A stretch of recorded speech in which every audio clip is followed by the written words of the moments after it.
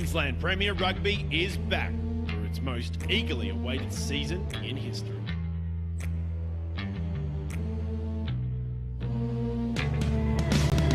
Romanian international Luke Samoa has arrived at the nest with a host of young talent under his wing. There's potential at Chipsy-Wood. Can they recapture the glory days of old? East have got the flair, the firepower and the ferocity. This man, Seru Uru, will haunt the dreams of club.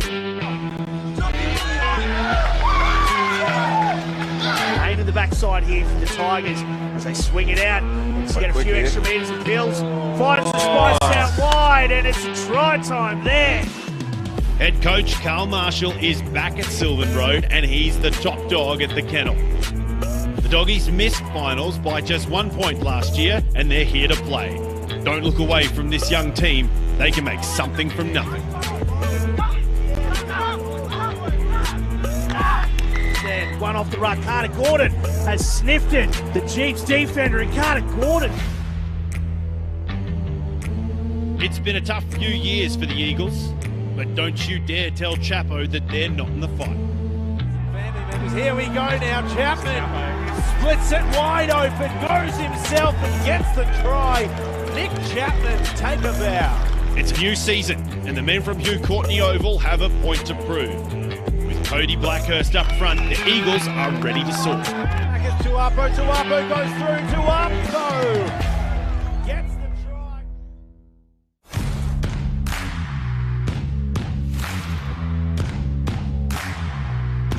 22 years, 22 long years. Chiefs have won the 2018 Hospital Challenge Cup. The Gallopers have been in destructive form in recent years, and boy, do the glue factory get stuck in. Sunnybank are out to restore some pride and will be breathing fire in 2020.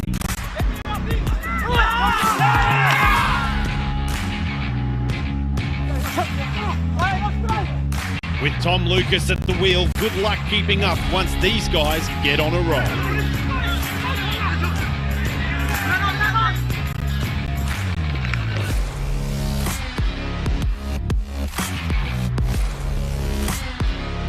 They need no introduction. Just 5 points kept Brothers from the Cup last year and don't believe that they've put it behind them. Matho will have the Brethren firing in 2020.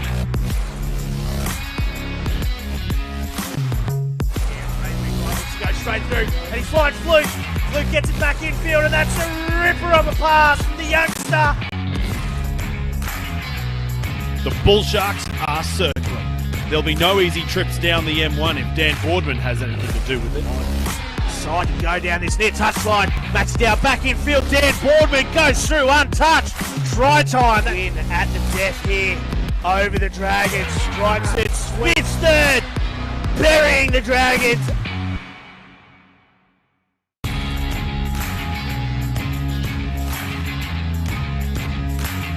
Arguably the team of the decade. This cup has spent more time at stud to heavy than any other club. Now White Cairns gets smacked by teams. Go back infield, finds Dalglishing, Cliffy Sedu. Hino won't let these young students give it up without a fight.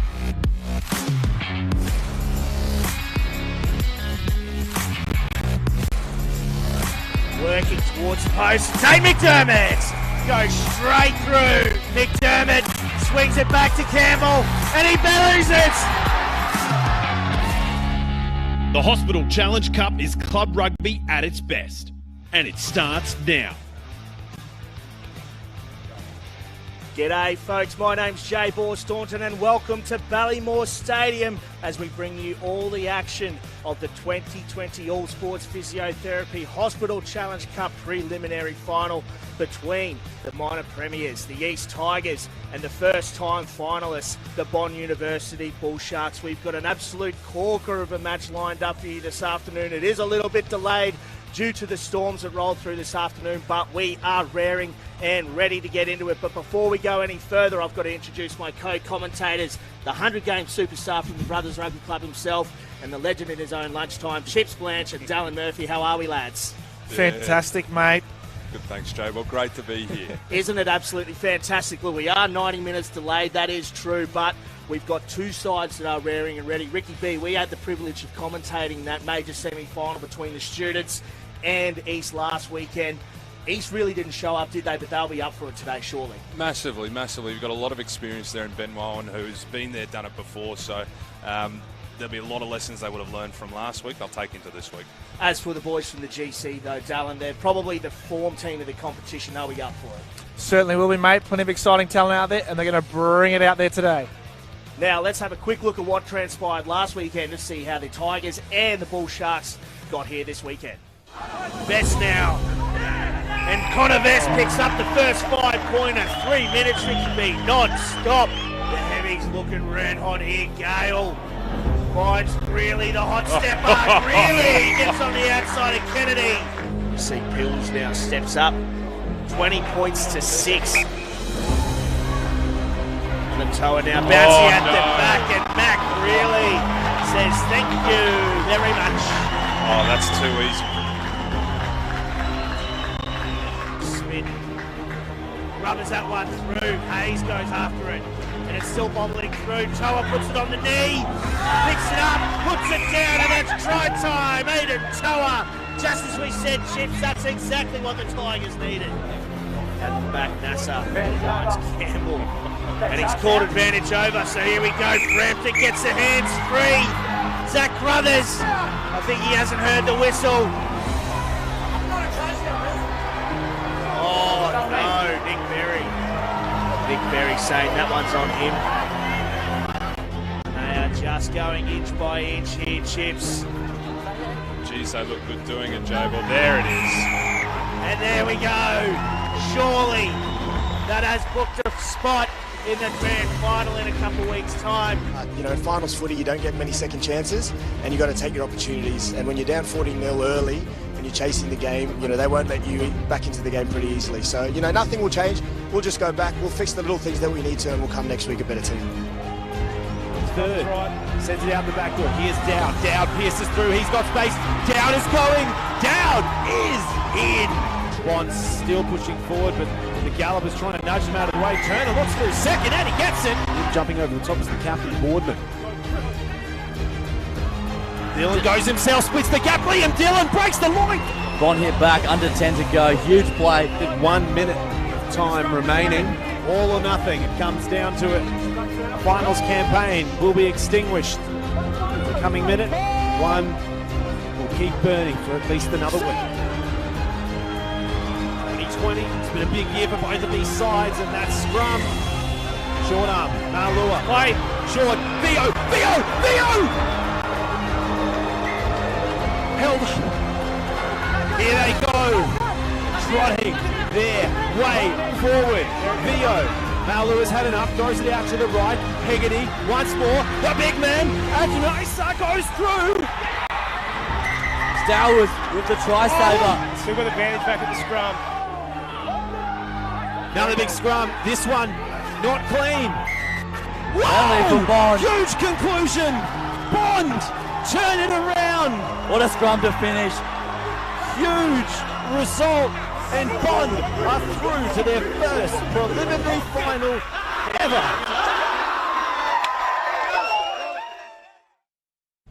Oh, baby, that is fantastic stuff there. All the action from last weekend's major and minor semi-finals. That minor semi-final in particular is an instant classic. We saw the Bull Sharks out jeepsing Jeeps and getting them in their own game in the 84th minute to book themselves a ticket here to the prelim final. Now, we're going to kick it down to the sideline, but before we go there, Chips, Dallin, I want to get your picks for today. Who are you picking today, Ricky B? Because of the conditions, East.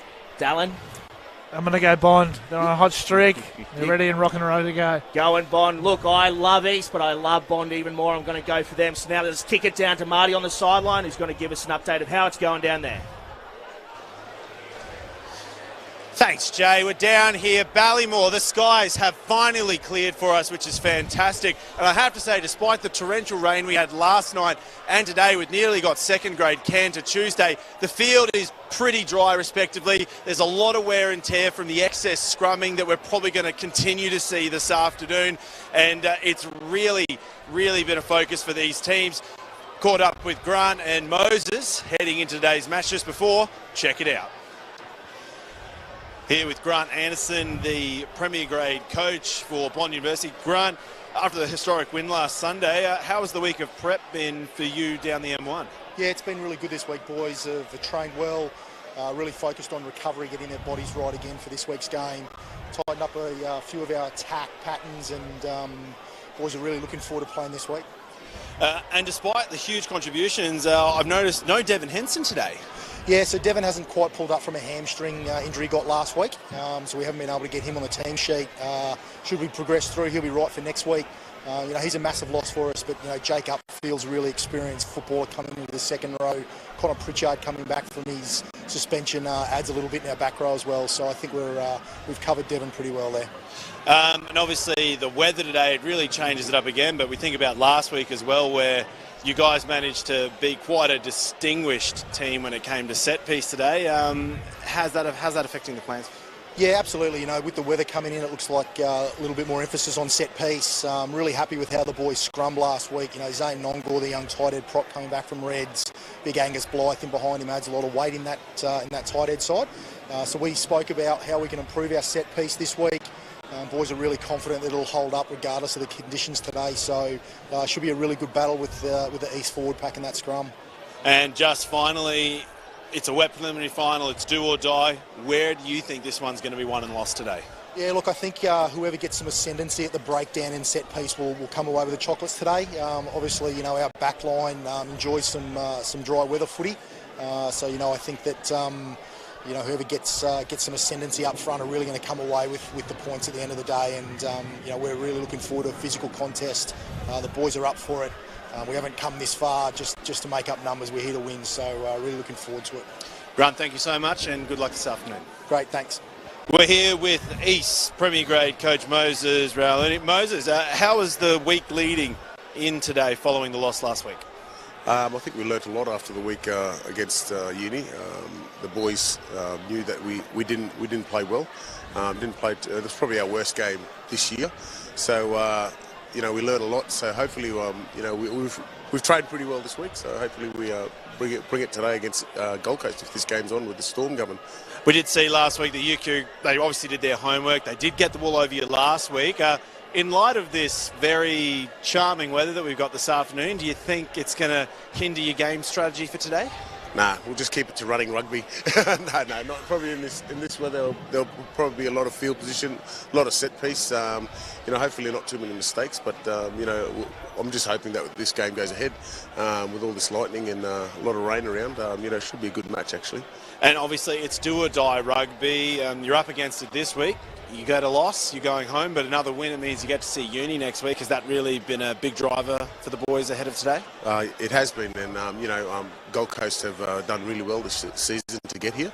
They've had a good structure about them, and they played really well, and they beat us in the rounds. So it's it is do or die, and we have to play really well to beat these guys. They've been the informed team at the moment, so it's going to be a massive match. I can't wait to get in. And mate, just finally, what's the inside word? Where's this game going to be won and lost today? I think forward packs is Bond has got a massive forward pack. So if we can't win our ball, we can't get any ball to attack. So that's a big thing. They played really well against Chiefs, their forwards, and really gave it to them in the pack. So that's where it's going to be won. And obviously our backs can't play without any ball, so our set piece has to win. Moses, thank you so much, and good luck this afternoon. Thank you very much. Cheers. Well, there we have it. Moses Rauluni hitting the nail on the head. It's do or die footy here today, and both Grant Anderson and Mudji just saying the exact same thing. Up front, in the forwards, field position is going to win it for everyone here today. And we've got some of the Tigers faithful out there right now. But before we go any further, Let's have a quick look through the team sheets because we've got two sides that are absolutely stacked to the gills with red-hot talent here today, and they are going to go hell for leather. Now, it's first up. It's going to be the minor premiers, the guys backing up from last weekend's loss against the Students, and let's see who's lining up for the East Tigers today. Yeah, up front we've got gorgeous George Francis, Asiata and Van Neck. In the second row, Mitch Snyder and Seru Uru. Back row is all class in Tom Milosevic, Ben Moen and Michael Gunn. Eli Pills, the form halfback of the competition. In the centres, big Matt Schmidt and Landon Hayes. And at the back here today, the man has just come back from Japan and leading his team around the park, big Aiden Tua, looking for a massive game. Now let's kick it over and let's have a quick look at the Bull Sharks. Two of those blokes right there, the centres. Boardman and Menzies are going to be massive for them today, but let's see the troops that are surrounding Boardman and Menzies here today, starting with the front row, Chips. Yeah, that man they mentioned, Zane Nongor, really good last week. Another big game from him. Angus Blythe and Jake Upfield in the second row. And another impressive back row. Dylan Rowe, Declan Dinnan and Connor Pritchard. Look for him to be at the breakdown all day. Liam Dillon last week absolutely tore them apart. In the centres here today, Menzies and Boardman, who've been up front and absolutely immense this year for Bond. And in the back, Fiddick, Dowd and Stowers, absolutely electric here today in this back three. And you nailed it right there, Dallin. Absolutely electric. Two sides that can absolutely chop up from anywhere. Two back lines that hopefully, it is getting a little bit drier now, but that downfall was absolutely massive. Hopefully the deck is still good and we can see Stowers, Dowd, Fiddock and co absolutely chop up. Yeah, that's certainly right. Obviously, we had a fair bit of rain earlier on today, but it's starting to dry up. We've got great drainage here today at Ballymore. And obviously, as we always do, we want to see some running rugby and out there today. Jeez. It's going to be absolutely fantastic. You've got two sides that play two different brands of football. You know, East, really hard in the middle, really one-out sort of stuff. They just play a simple brand of footy. They like to go through you, to go around you and win that breakdown battle. Whereas the Bond University side love scoring points from their own half, love singing it edge to edge. They just love the high-tempo stuff. Whether this weather is actually going to play any part in it, who knows? But I think we've got an absolute corker lined up. Now, Chips, I want to ask you, look, you're the forward specialist here we've got in the commentary box. I know we're scraping the barrel, but that's all we've got. I want to ask your opinion. Last week we saw Zane Nongor coming in and getting that penalty at the end with Eddie Aholele against Jeeps. Earlier on, prior to that, they were struggling a little bit, but that right there is an absolutely massive thing for a side to get that 84th minute penalty, surely. Yeah, absolutely. Big confidence play for the young man. And, you know, it doesn't get any easier with East up front, so, I mean, there's no way around this. Bond have got to win their set piece if they're any chance of winning this game. Well, we just heard both coaches literally say that. Set piece is where it's going to be won and lost, up in the forwards. But, you know, Mudge likes to say that Bond have a big forward pack, and then you hear Grant Anderson say that East has a big forward pack. So clearly both of them rate each other's forward packs. But that said, Dallin, as a fly half yourself, you know you get no front foot ball, it's going to be a hard day in the office for the backs. Yeah, it certainly is. I think that's what's going to cause... Oh, no, that's what's going to be the biggest part today, that ascendancy up front. If both teams could get some good front foot ball, geez, the likes of Eli Pills and you know, Aiden Toa for East and out the back there, and Mitch Third, Max Dowd, Ryan Menzies here for Bond today. It's going to be an absolutely exceptional experience. And we've waxed lyrical about the backs. We've waxed lyrical about the forwards. For mine, the most exciting matchup that I want to see today, the centres. You've got two hard-nosed 12s in Menzies and Matt Smith, and you've got arguably the best line-running centre in Landon Hayes going against the best defensive centre in Dan Boardman. I mean, four understated players in what are two quality sides, but, mate, they go hammer and tong at each other, and it could be an absolute belter. Yeah, it certainly will be, and that'll be an absolute battle there today, and hopefully we see a few fireworks nice and early. And here we go, Big Ben Moen, the former Wallaby skipper, 35 years of age, coming back at the end of his tenure around the world playing some pro footy, looking to add the Hospital Challenge Cup to his already stacked trophy cabinet. And he's leading the East Tigers out here at Ballymore. Moments away from kicking off the preliminary final. One side goes through to the granny next week against the University of Queensland. The other side goes home and starts kicking off their Mad Monday. It's going to be an absolute special here today. As we said, there was a massive storm having rolled through just a couple of hours ago, hence the 90-minute rain delay, but we are here, we are ready to go, and Jordan Way, our referee, Blake, can you hear me? is only moments away from getting this prelim underway.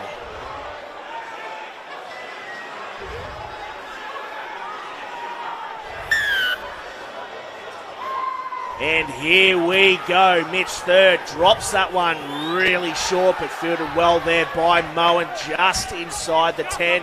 And Pills early on puts that one on the toe. And it's up to the Burdick and Kane toe. Shane Kennedy to hair after that one. And good net gain there for the Tigers, getting that pill back just inside the 10-metre line. Knock on into touch, you want scrum on it. It's knock on into touch, you want scrum on it. Scrum. Scrum. And there we go, nice and early. They're going for the scrum chips. No surprises there at all. I think we'll see a lot of that if there's an option to take from East. They'll back their scrum here. Really good test here for Bond. Really looking forward to this scrum. A lot of pressure going to be coming through. East like to get up on the loose head side, so we're going to get a great shot here of how the game's going to unfold up front. And this is the battle we all want to see. The youngster, Zane Nongor, an absolute gun and a future prospect here in Queensland rugby, toe-to-toe with big, gorgeous George Francis on this near side. And already the Tigers are turning the screws, and they've got that scrum penalty. So 60 seconds in, they've set the tone nice and early. Smith backs his way into contact, looks to get the ball away, but ops against. Pills goes digging. Moen. Yeah, still got advantage line. Still the advantage, the way of the Tigers. Toa puts that one on the toe, dinks that one just over the top of Joey Fiddock, but they had that penalty advantage. Not staying square. And chips. Loose head. Early warning shot there from the Tigers. Yeah, absolutely. And you heard the referee say not staying square. Of course. Look, it's a tough one because we can't really see what's happening on the tight head side, but it's really important to Bond, try and keep it as straight as possible. You look at what their hips are doing. Make sure the referee knows that they're doing their best to stay straight, stay on the mark. So always a good battle up front, but East are the masters at drawing penalties at scrum time. And Dow, from a tactics point of view, last week the Tigers, they had a really strange game plan. Every time they started to get some ascendancy at the breakdown or at scrum, they decided to take points or hit the line out, and they weren't really turning the screws. That right there is clearly a sign that Ben Moen is going to put the boot down. Yeah, absolutely. Obviously, setting the stand nice and early, as we see from this scrum here. A fair bit of a ascendancy with that East forward pack, but I think today he's obviously going to leave no stone unturned. They want to put some points on the board and really put their foot down today. And Blythe worming his way through Jordan Way, saying he's got to get out of there. So the Tigers are rolling on, and they've got that penalty advantage again early on here. 2 quick penalties the way of the Tigers. Milosevic. Toa into first receiver, finds Smith out the back. Great low chop there from Dan Borman. But the Tigers still getting their hands free. Frampton dragged down about 8 metres short. Richie Asiata, good shot coming in from his opposite number, but does well to get the pill back. And Pills finds Toa in first receiver once again. Floated ball over the top, finds Zuru brilliantly, but unable to claim that one, but still had that offside advantage there coming in from the side of the maul. Chips. Early warning signs, you'd have to say. Yeah, you can't be giving away soft penalties like that. Blythe should know better there. He was clearly swimming or changing his bind there to get through. So East will just eat this up all day. That's far too easy. Yeah, but as soon as you detach your arm... And that's it right now. It looks a little bit easy for them. They're down here. They're within the 22, and it's all a bit easy for them. So they'll be looking to come away with some points, surely. Surely. And it's good to see that they're actually trying to go for tries. Last week we said, Chips, you can't win finals just kicking goals, and clearly that was the case. So Ben Moen looking to absolutely apply the blowtorch at the set piece. That man right there, Angus Blythe, looking to make an absolute pest of himself. And he's doing pretty bloody well, but the Tigers repositioning well, and they're driving over the try line now. Jordan Way in a good position, says held up. So the Tigers going hammer and tong, but still unable to get that first 5-pointer of the day, but still with the loose head feed now 5 metres out. No, and that's it. Look, they're quite happy to go to scrum time here. So again, it just doesn't end. The Tigers are just constant. They've got a great line out, got a great scrum. So each time you think you're getting a breather or a chance to refocus, no, you're not. They're just applying the torch again. It's brutal. But if you're a front row, it's quite good to watch. To watch, not be in. Absolutely not. I don't need any more of that. But so much of what Bond does in this defensive line-out work is going to revolve so much around Angus Blythe. You can see he's already trying his heart out to really put some pressure on there, and I think so much of it's got to come through him today. And you saw there in that replay, Declan Dinnan, former South's number 8, just clutching at his shoulder. So he's just being tended to at the moment, not looking too good. Actually, and there's a really interesting conversation there happening with the referee where Bond are talking about the George Francis stepping around, and I think if we saw from that last scrum that George Francis was stepping around a little bit. So I understand exactly where Bond are coming from there. So really good chat from the Bond captain to highlight it to the ref. So you come straight on the angle. Okay. We can see there Richie Asiata absolutely loved the bloke, got himself a new top deck. That is red hot. It looks like George Francis got some new tracks as well. Don't you love it? Front rowers getting some good fades going on. That's it. Thick Boy Nation, J-Ball. Oh, mate. Start the hashtag. Humongous fan of it. Yeah, Declan's in there, pulling away from that. Attempted tackle.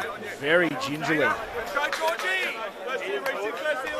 But look like he's now up and about. And that man just on the left of screen, Connor Pritchard, back for his first game after fielding a lengthy suspension after that Sunnybank game earlier this season. He is a massive inclusion. You'd expect the battle between him and Michael Gunn to be absolutely red hot here today. But straight down on this near side from both sides. Let's keep our feet underneath us, okay? Obviously slippery on the foot, so... This man on screen here today, he's going to be a key element to this east side. Obviously the leading point scorer in the competition this year. He's been absolutely electric off the boot. But his work in and around the park, the way he's controlled this forward pack, I think, this year has been absolutely sensational. You'd have to say he'd be a hot favourite for the Alec Evans medal. You'd have to say he's been absolutely fantastic this year. He certainly has. Now it looks like Richie Asiata putting his arm up. Just losing his bind there in the middle of the scrum. Okay. All right. Yeah, Jordan Way seems to be happy that it is just going down bigly from both sides. So interesting stuff. This is what Marty said about before the game. It is actually chewed up a little bit from the previous Reggie's game. It is probably going to be a little bit hard to get the footing early on. Yeah, a lot of chat there from both front rows. Mind games are plenty there. Referee's going to have to, I think, sort this out pretty quickly to make sure we get actually some footy in rather than just scrums. Yeah, you can't help but think Declan Dinnan may not be able to go on, considering he's only packed 2 collapsed scrums thus far and his shoulder's still giving him grief. So that would be a massive loss if they were to lose him, but you'd have to think Luke Papworth would come on in his place. You don't lose too much with Luke Papworth coming on, that's for sure. Not at all. And the other thing in this game, for those watching at home, East were in the reserve grade game before this, so something that will play a part later in the game.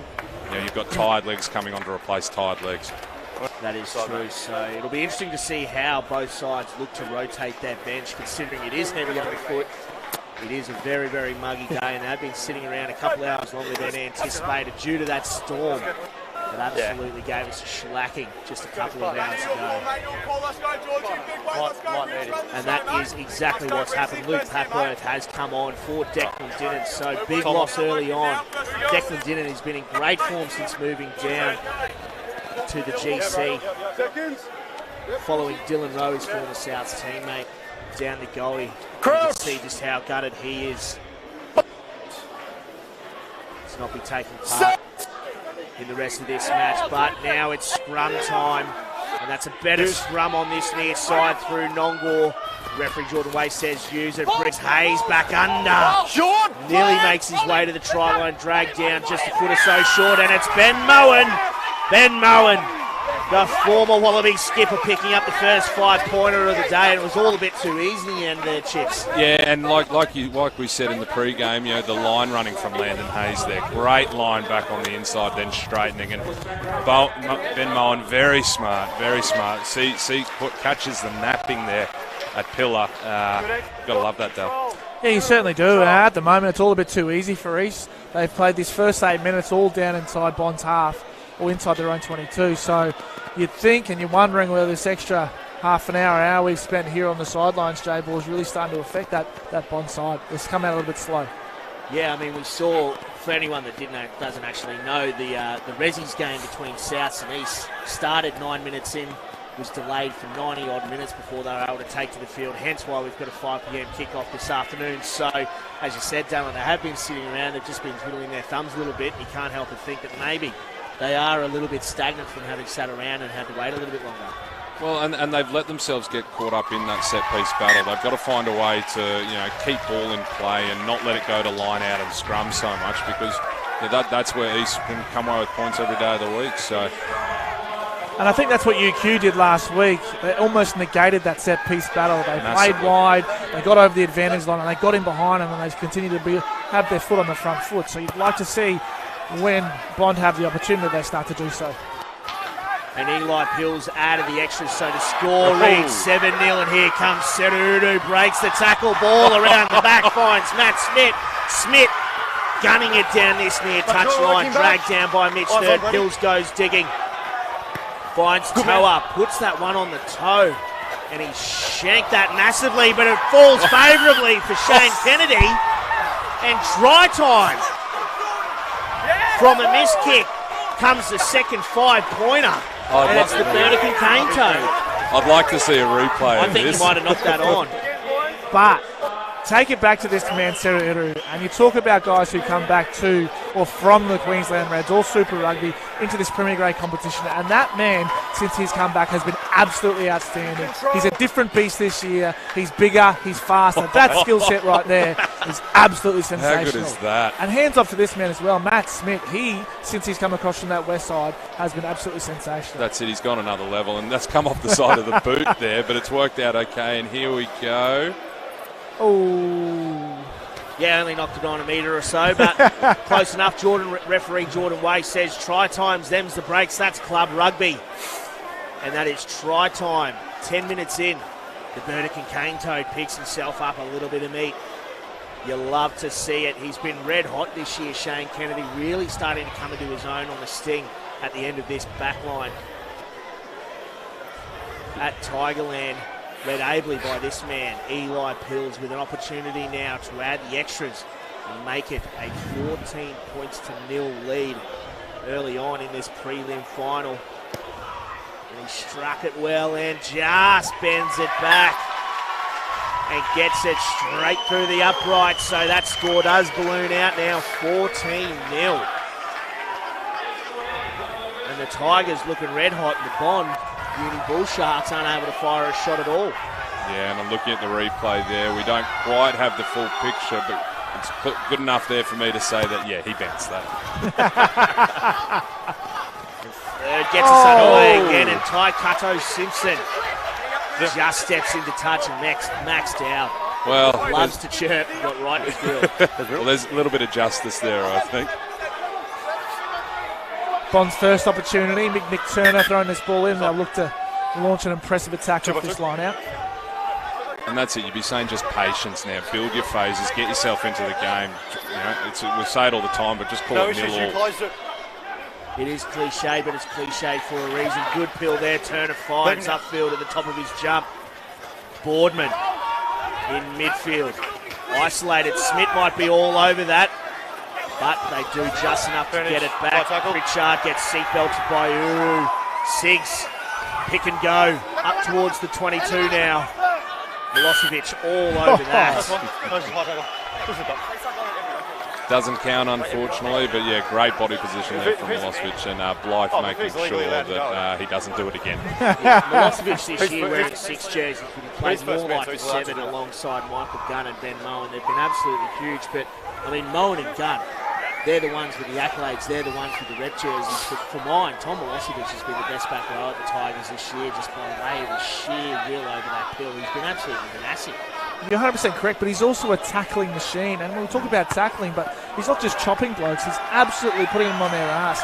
He's a beast, he's physical. As you said, he's probably been the best back rower. Legal defence here, make sure they land first. But here we go now, about 9 metres out from the Tigers' line. And it's the first real deep attacking raid that the Bull Sharks have had, just a shade under 13 minutes here. And looping throw, bobbled at the back there, upfield. Timing well and truly off, but Menzies in midfield now gets the Pistons firing. And Reece Van Neck over that one, unable to get the turnover. Nongor, here goes Nongor up over the 5 metre line. Quick ball, Dillon finds third. Great rush defence coming in there from the Tigers. Siggs. Stripped in the tackle. And Smith able to get in and get that one, but loses it in contact. But here's a little bit of niggle in the backfield. Don't you love it? Don't run in.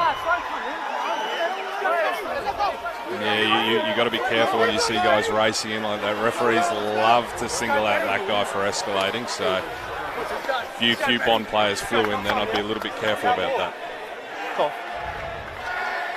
There's big bad Ben Moen. Yep. In there amongst it, grabbing young Egan Siggs and showing him what's what. Leave the push and shove. Leave the push and shove. I'm going to have a chat to him. Yeah, good. Don't chase it. I don't need chasing that push and shove. At the bench at the moment, it looks like Declan Dinnan's finals campaign is well and truly over. They think it might be AC, but he won't be coming back to the pitch, so it's going to be all about Luke Papworth going to have to lock it down on the flank. Wonderful. Thanks very much for that, Marty. So we've got confirmation. Looks like an AC injury there for Declan Dinnan. And that is an absolute nuisance of an injury in AC joint. Very hard to recuperate from. So fingers crossed he's all good, Declan. But unfortunately for him, his finals campaign is over. But now back to the action here at Queensland University. Their first attacking scrum of the game, Chips. This is exciting. I can see you sitting forward in your seat here, mate. Salivating. I'm pretty sure EC this is an attacking scrum. So. Keep space, keep your head to the left. Nah, look, keep your head to the left. Bond wanted to avoid this situation where they're down in this end, their ball and they have to go back to set piece. I mean, their line out was a shocker before. That doesn't really bode well for the day. But again, really interesting. Get the ball in out quick. Do play Bond footy, which is high tempo. Yeah, you can expect a quick Channel 1 strike here from Nick Turner, getting that pill in and out as quick as possible. And a good little platform here. Papworth has to use it. Finds Dillon. Finds third out the back inside. Joey Fiddock. And Milosevic is all over that, but they had the penalty advantage. Come on, 2-0.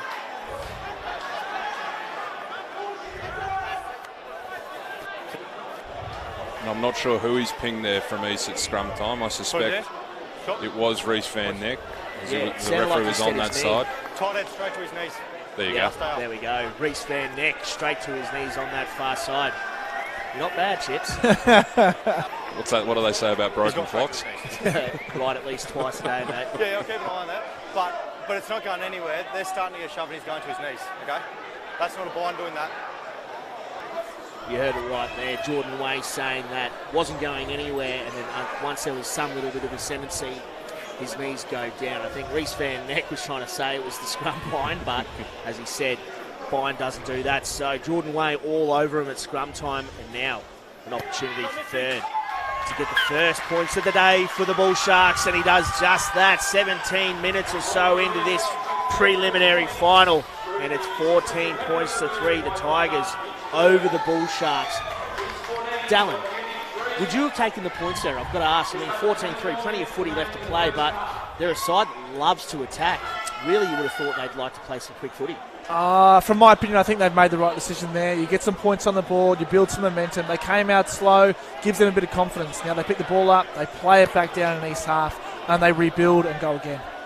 Yeah, but if I'm East in that situation, I'm telling everyone, look, they can't hack it with us up front. They took the soft points and, we'll see. Well, I guess that's why we're up here in the commentary box and they're down there playing top grade footy.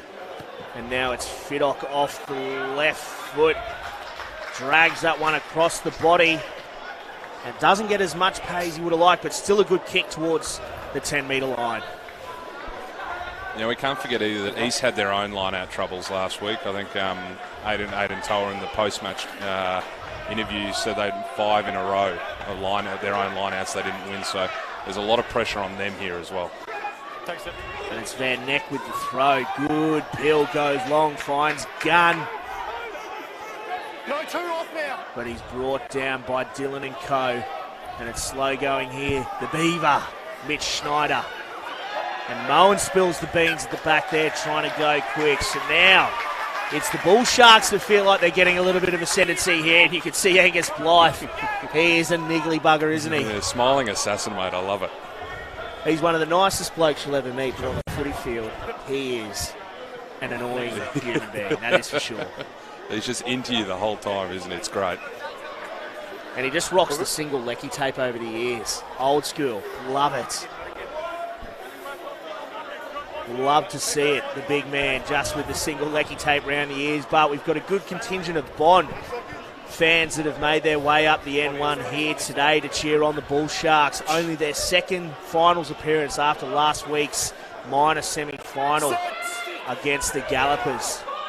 And they've stuck around considering we had a delayed start, but back to the action now, and Dylan finds plenty of space down the back. The Toa fields that one and puts it on the toe. Lets that one bounce, does third, but plenty of time, and Stowers brought down well by Hayes. And Bond now looking to work their way out of their own 22 zone.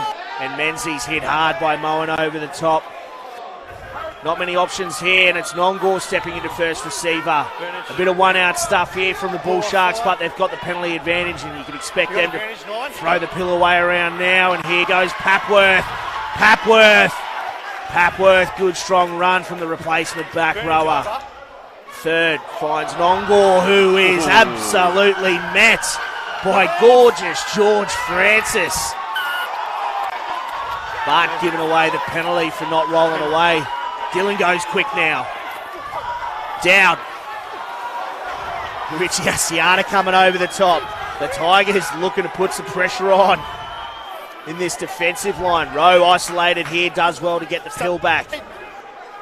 And you can see LD's really made the decision to pick the tempo up here. He's having a dart. He's having a look around. He knows he's really got to push it to get them back in this game. And a little tip on there. Nongor finds Dylan Rowe.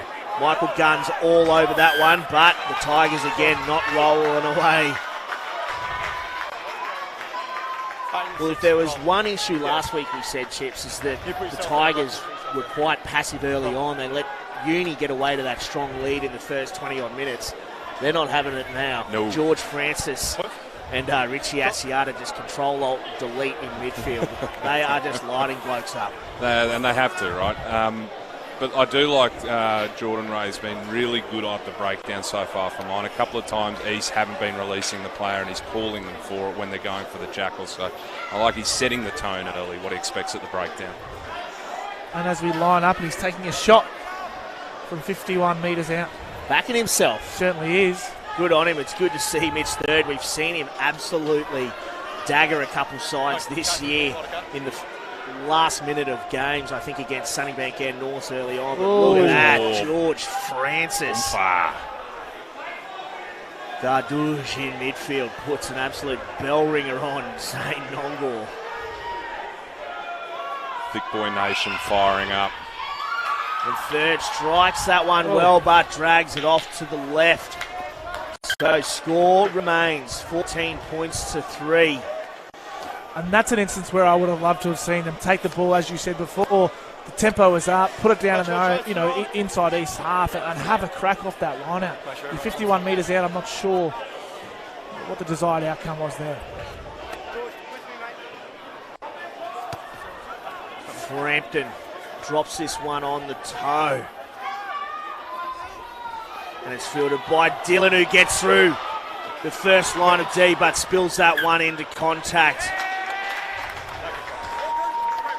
So massive pressure reliever there for the Tigers. Looked like Liam Dillon was going to go straight through. We saw him last week absolutely carve up the Gallopers defence.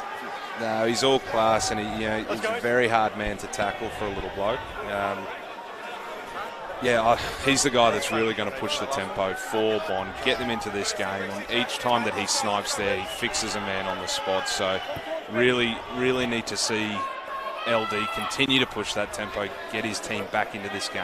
And a deceptive turn of speed. You don't really pick it. He picks and chooses his battles, but so many times he runs just off the edge of that ruck and he'll just get the hands free, or he runs that transition line once guys like Stowers and Maxi Dowd go through. So very classy halfback going toe-to-toe now. As we said, with Eli Pills, another classy halfback. So two red-hot halves going hell for leather here today. You can expect those two players to dictate a lot of the tempo here today. And just looked like he got through, and he did, but Serudu just getting his hand in there in contact.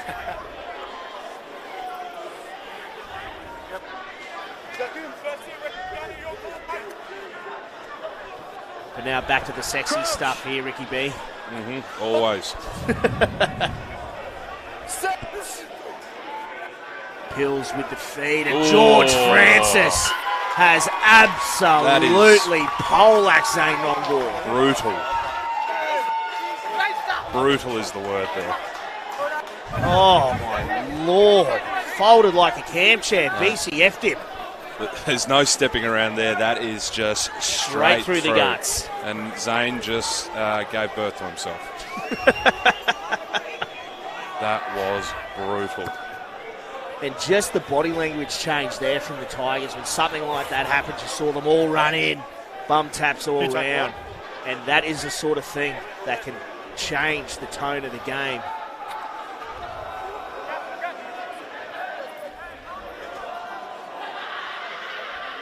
Nothing but sheer grunt. Toa. Hayes up over the 10-metre line. Toa again stepping into first receiver. Kennedy dribbles that one off the outside of the shoe, but Stowers does well to get back there and puts that one off the trusty left boot. Doesn't find touch now. A great opportunity here for the Tigers. Plenty of numbers back, but Toa decides to go back towards the Burdick and Cane Toad. Quick ball here. Pills finds Uru. Little ball back inside from Taikato Simpson. Asiata does the same, and that's it. Goes through. Wow. Oh, yeah. Bit of the old razzle-dazzle. How about it? That is champagne rugby from the minor premiers, the East Tigers. I'm pretty sure they all saw Sarah Uru throw that flick earlier in the game, and they've gone, I can do that. If you can do it, I can do it. That. Watch. And Matt Smith, the beneficiary, 6 tries for the season. He is a hard-nosed inside centre, is Matt Smith, but can find the try line clearly. Yeah, he certainly can. He's had an impressive year this year. But what I like at the moment, what Aiden Toa is doing for this East side, they're getting some front football. He's flattening up. He's going at them. They're getting in behind and they're continuing to play with the football. He's doing a really good job at summing it up nice and well, and then going on that front foot. And we saw once Jack Frampton got injured halfway through the season. He was still playing fullback.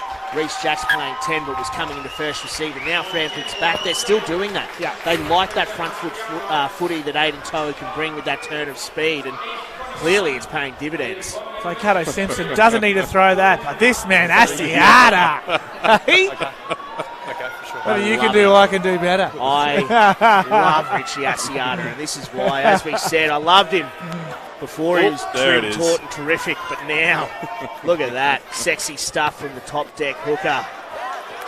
But, I didn't mind Bond keeping it in play because, we know that he's so strong at set piece, and Bond are usually pretty good at the breakdown. They can put a bit of pressure on there. Keeping the ball in play plays to them because they're such a fit team, but the defence has got to be better. I've seen early that Bond's D hasn't been good enough. And low throw there from Turner. Moen gets a hand in there and makes it troublesome for Dillon, who gets dragged into touch by the Beaver and Asiata. And the Tigers, faithful in the McLean stand here, are absolutely going off in front of the commentary box. I feel like we say it every week how good Ben Moen is as a disruptor in the line-out. Like, he just read that perfectly, waited till the last minute, got up in front, got a hand in the way. And good pill there, Van Neck finds Zudu. And again, Toa into first receiver, finds Gunn, breaks that first attempt to tackle by Menzies. Bouncing back down this near side, here goes Moen straight through now. Moen dragged down by Max Dowd. The Tigers with a great opportunity here, and Milosevic just overran it a little bit. But Dal, you've got to love seeing that from your 10, holding the pass up, hitting Moen in the hole. Was that Frampton who threw it? I'm pretty sure Certainly it was. And him just chiming in there from the back, at the line again, but through the dummy holds, and as you said, Benny Moen runs a superb line. And absolutely smokes him through that hole. Let's go. Good. See, they're starting to get a real run on here, East, and it's a quite dangerous period for this Bond University side. And that's it. Milosevic looked like he might have been a little half gap then as well if it held on to that. So a couple of poor reads from Bond. They really need to sort their D out. Crouch! But now, George Francis ready to turn the screws here on this near side on Nongor. Better work there from the young tight head prop, and Menzies now opts to put this one off that trusty left boot. Gets it down towards the Tigers 22. Toa brings rain with this one, and Taikato Simpson is after it. Bobbles that one, and Turner picks up the scrap. Siggs finds no one else but Matt Smith, who thought he had another try coming, but Taikato Simpson spilt that ball in contact. So back now for the Bull Sharks for a scrum on their own 10-metre line. Hasn't he had an electric start to the first 29 minutes of this game? Matt Smith, he's been in almost every part of this game defensively, getting up, making some impressive tackles, obviously getting a try, but very good at just penetrating this Bond University defence. Yeah, and the other thing about Smitty is he's a great communicator. I think East have really benefited from having him there in the centres because he marshals the troops so well. But again, we look at this and East are finding that, they're finding the gaps there, Dal. It's a little bit too easy. Hit and chase. And there we go, half arm there at scrum time. No, it's got to be stable before the ball's in. And you can hear Jordan Way there saying, got to be stable before the ball goes in, and the Tigers looking to go for a scrum. So it's still an obligation for the scrum to be stable before you feed it, okay? No. Mate, we're primary grade. Well, it's primary grade. You don't need a warning. Everyone knows the rules. Well, clearly not. Good chat there from Jordan Way. Not taking anything. Nick Turner, the experienced campaigner, just asking, can we have a warning, sir? Bind! The last remaining Gold Coast breaker in this Bond University outfit, asking for a few pointers from referee Jordan Way, but the Tigers now with the loose head and feed. And Smith just comes under Toa. Pills goes digging. Asiata now jinking off that right foot. And as he does so well, post-contact meters absolutely racks them up. Uru now. Thank you. Pills goes down the blind side, finds Frampton, goes back inside. Ball goes to Deck, and Toa gets down on that. Release now! Liam Dillon caught at the base of that ruck, and Jordan Way says the advantage goes his way.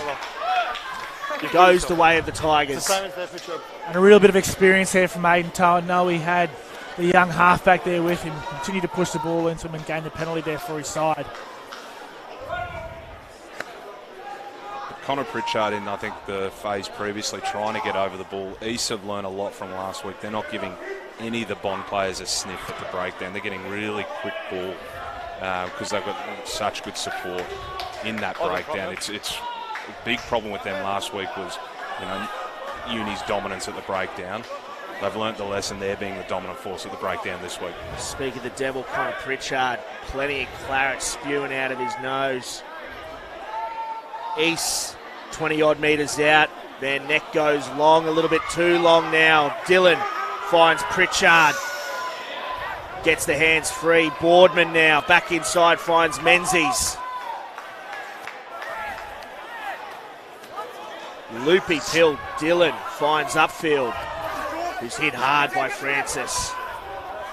Up over the 22 now. It all feels a bit panicky from Bond. I mean, play down the right end of the park. I know. Oh, there you go. Here we go, Milosevic. Milosevic was the charge down.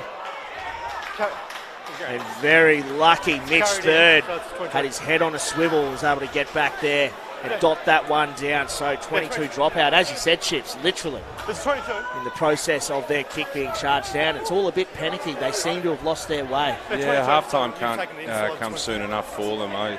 They need a reset. They need to remember how they got to this place. It wasn't playing footy like this. Tom Milosevic, as he's done all season, he's been the one that gets that turnover in the death. He's the one that gets that try, unfortunately for you, Dallin, against Brothers in the death. He is a big game player, and it's that motor that he's got in the final 10 minutes of each half where he always seems to pop up in the most opportune time for the Tigers. Yeah, he certainly does. He's absolutely everywhere. He's been immense for them this year, and he's going to continue to be, within this game. Third goes long with that one, drops it on the Tigers 10. And here we go. Reece Van Neck. We've seen him do it several times this season. Straight off a dropout, straight into contact, but he's dropped the pill there. I absolutely love a tight head carrying back from a dropout. Isn't it sexy? It is so good.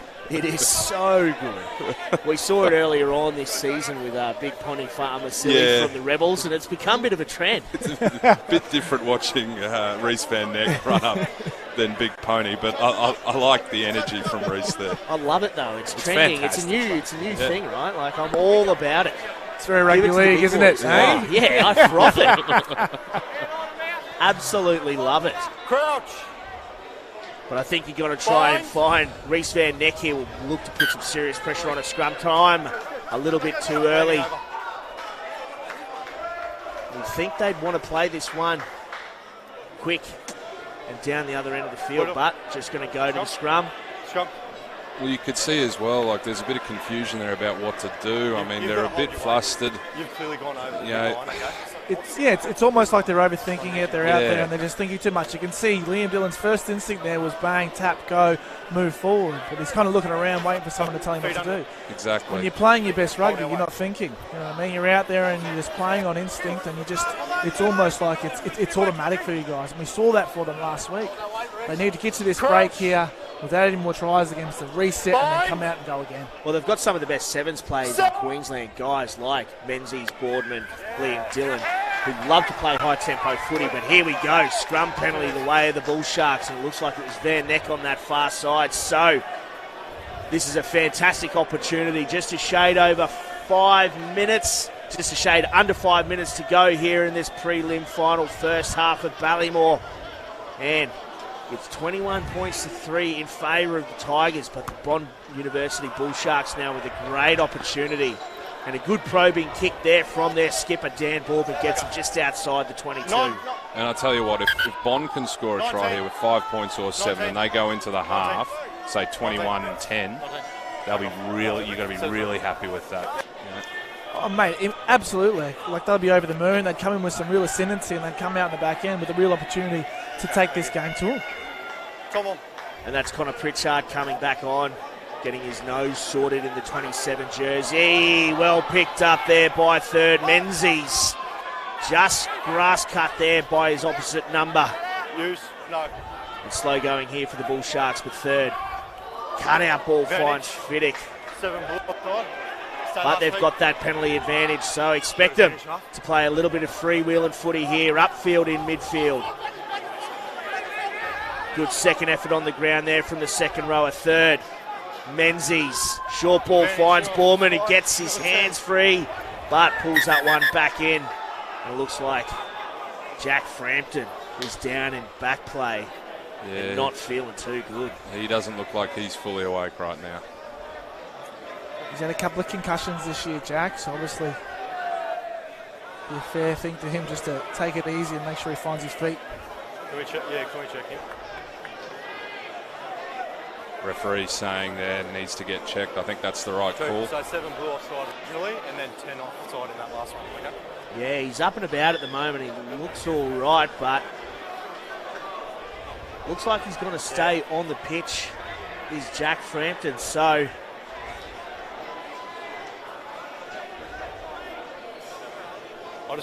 he seems to be holding himself up all right. Yeah, there you go. Thumbs Thumbs up. He's good to go. So you're offside, yeah.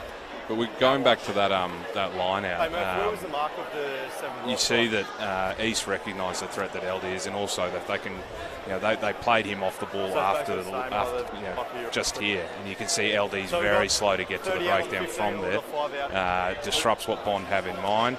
Really smart from East. Okay, so 7 yeah, and it looks then like he's just copped a stray elbow there from Matt Smith.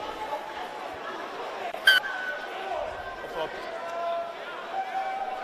But he's up and about right now, and Jack Frampton says he's good to go. So, back for the Bull Sharks penalty. 30-odd metres out, and Boardman putting it into the corner. As you said, Chips, they need to pick up a 5-pointer here. If they get that, they'll be sitting quite pretty considering the start they had.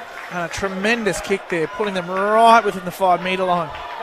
Huge opportunity for them to launch something here. Last time they had a 5-metre line out though, man didn't get up in the air, and they still got the ball, but need a clean take here. Opting for the full 7-man with Connor Pritchard in the half-back role, so clearly looking at rolling ball here. Turner goes too long, but Siggs climbs high, pulls in an absolute specky pick and go. The Bull Sharks are over. Have they picked up a 5-pointer? Jordan Way's just going to have a quick chat to his assistant referee, Damon Murphy. Yeah, I think it's definitely held up, but they're lucky that they've got the penalty here because So the issue he is held up over the line. The flip. He's leaning on his shoulder. Okay? Ooh, So a he's card. And Dylan Taikato Simpson now, who's been shown a bit of cheese. It was definitely a penalty what he did, but I didn't see it closely enough to see if I thought it was warranted. And that is an absolutely massive error. And Asiata goes through and up over the 22 now, brought down by Dylan. Bond University nonchalantly looking to kick it to the line, and the Beaver gobbles that one up. So now the Tigers working their way up. A shade over a minute to go here in this first half. And that is absolutely massive. Did that just happen? I feel like I looked away for a moment and somehow East have got the ball. That's incredible. Just all a bit too lackadaisical from the Bull Sharks. Now the Tigers had their own line-out throw, 30-odd metres out from their own line. Wow. That is a coach killer. Just about to say the same thing. Great line out there by East. Van Neck with another very good throw in trying conditions. Max Dowd looking to go infield. Great pill over the top. Finds Stowers. Here we go. Rian Stowers now finds his skipper Dan Boardman. Breaks that first tackle of Toa. The second one of Kennedy. The third one of Hayes. Up towards the 22. Dylan finding plenty of space there. Looking to milk a penalty out of the retreating Hayes. Third, Siggs. Good shot over the top, Milosevic. He's on that one, but off his feet now. Ball's available. Don't hold him in there. Third looks to bring upfield underneath, goes out the back. Fiddick up against Ben Moen. Nice. Wraps him up. Good choke tackle there from the skipper. Dylan, third. Over the top. Hayes butts that one back. Good stuff there from Landon Hayes. And Kennedy picks up the loose pill. Pills now looking to turn the Bull Sharks around. Stowers up against Toa. Opts to find the safety at the touchline, and that is a brilliant kick from the young winger. That is an absolute perler of a kick there from Rian Stowers. Absolutely, and you can see here with this East defensive line, what they're doing really well is they're getting up off the line and they're getting into the attacking line of this Bond University side.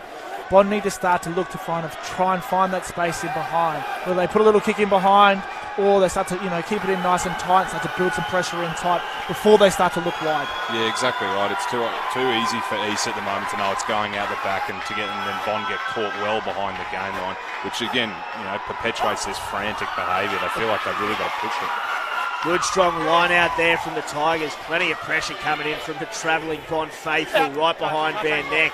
But a good low throw fielded well by the Beaver. Now the Tigers just marching their way up. Slowly but surely in the throes of half time, and you hear the hooter go.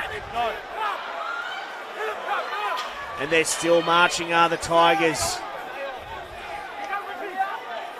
And it's broken up now as they get up over the halfway. Ball available here for Pills. You can expect him just to dribble this one into touch and go into the dressing sheds up 21 points to 3 in favour of the Tigers over Bond University. It's been a frenetic opening 40-odd minutes here at Ballymore for the preliminary final between the Tigers and Bond University. And Chips, probably the scoreline we would have anticipated, considering the weather, considering the fact that Bond had to play such a hard game last week and the Tigers would have been up for this one. But the Tigers are looking the goods.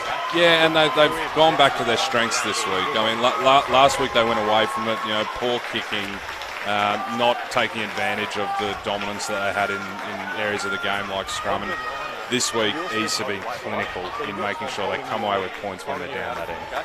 And that's not denying the fact that Bond have been good in patches. They had that opening 10 or 12 odd minutes. They literally didn't have any attacking ball and it was all the Tigers. But in 30 odd minutes, they're only 3 points on the board, but they've fired quite a few good shots at the Tigers today.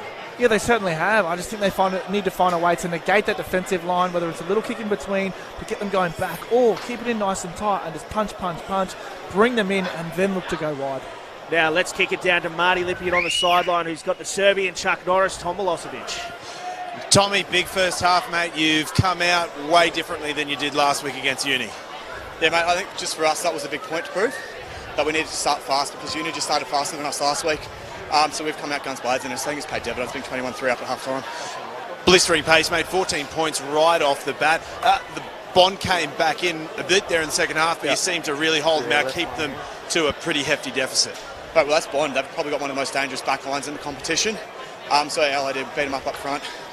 They're dangerous. They can attack from anywhere, but just desperation on our line. That's what we're going to be about today. It's just working hard for us, 1 to 15.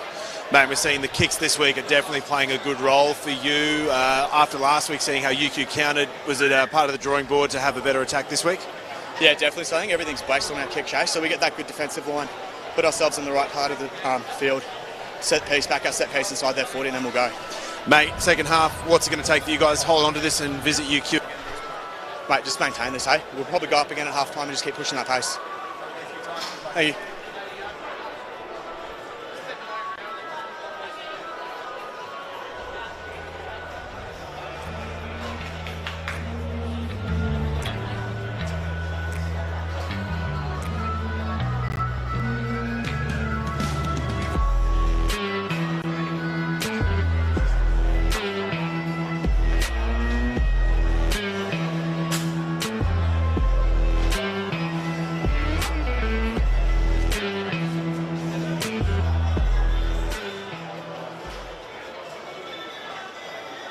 Straightforward year by any measure, but look, it's been extremely rewarding too. Unfortunately, with my coaching and for the Junior Wallabies, our World Cup was called off, so it meant that I had more time throughout the year, so it meant that rather than jumping in and out of grey games and being away for Junior World Cups, I could actually commit to the full season. So got through a full pre-season with the team, got to spend some good time getting to know everyone down at the club again, which is always great. You meet some fantastic characters, and here we are. A big reason of coming back to the club this year was just to have one good, honest last crack at it. And I think as professional rugby players, when we get to the end, we can potentially get a little bit precious around our ego and our performance. It's no secret that it's not probably what it used to be, but there's certainly some great moments left in there and things that you can pass on to the younger guys coming through. And so some of that experience that you get around game management, little professional details that you're just not going to get that exposure in clubland unless you have the professional guys come back. So that was a big part of it for me too. Is that gift was given to me by guys like Moses Rellini, Bruce Starr, Jacob Rellini coming back to the club, and I got to play with those guys. And as a young aspiring rugby player, that really lifted my ambition to have those professional guys come back and sit and watch what they did each week and try and mirror the way they prepared, the way they played, and then just how humble they were to be around the club, back to grassroots. So that was certainly burning in the back of my mind the whole time, was that ambition to balance of getting to finish that cycle exactly like those special players I spoke about did, and then chase the Hospital Cup as well at the same time. We come down here on a Friday night because my son's in under-6s and he plays for East. My mum and dad come down. Dad obviously is a former Tiger old boy, loves coming down to East to watch, and then Saturdays is watching my brother play before I go and play in the game after. So, it's always been our family tradition to come down here. My sisters bring their kids down here, and it's a great environment. It's very special for me that I got to come here as a Colt, get to come back here and play with some of the guys at the Colts, and some of the traditions have never changed, which is always good. And I'm very proud of the fact that I get to still play down here in front of my son. That's a cool moment for me each weekend, that when I look over the ball boys, he's there giving me the high five and thumbs up, and that's a cool rugby moment for me. For the guys finishing up their career, it's extremely rewarding to finish off back at your junior club or your senior club where you played your Colts footy. You get so many great rewards out of footy, but to go back to the place where it started and really give something back to the culture there, the spirit around the teams, and a little bit of contribution on the field is amazing. And it's certainly a wholesome, rewarding experience for both the players you get to play with and yourself. No one's going to be able to truly represent themselves at their absolute peak like they did, but the reality is what you get back to the guys around you and the reward you get out of it far outweighs that. So my recommendation would be to any guys who are finishing up their professional career, get back and have a year of club rugby. It's the best fun you'll ever have.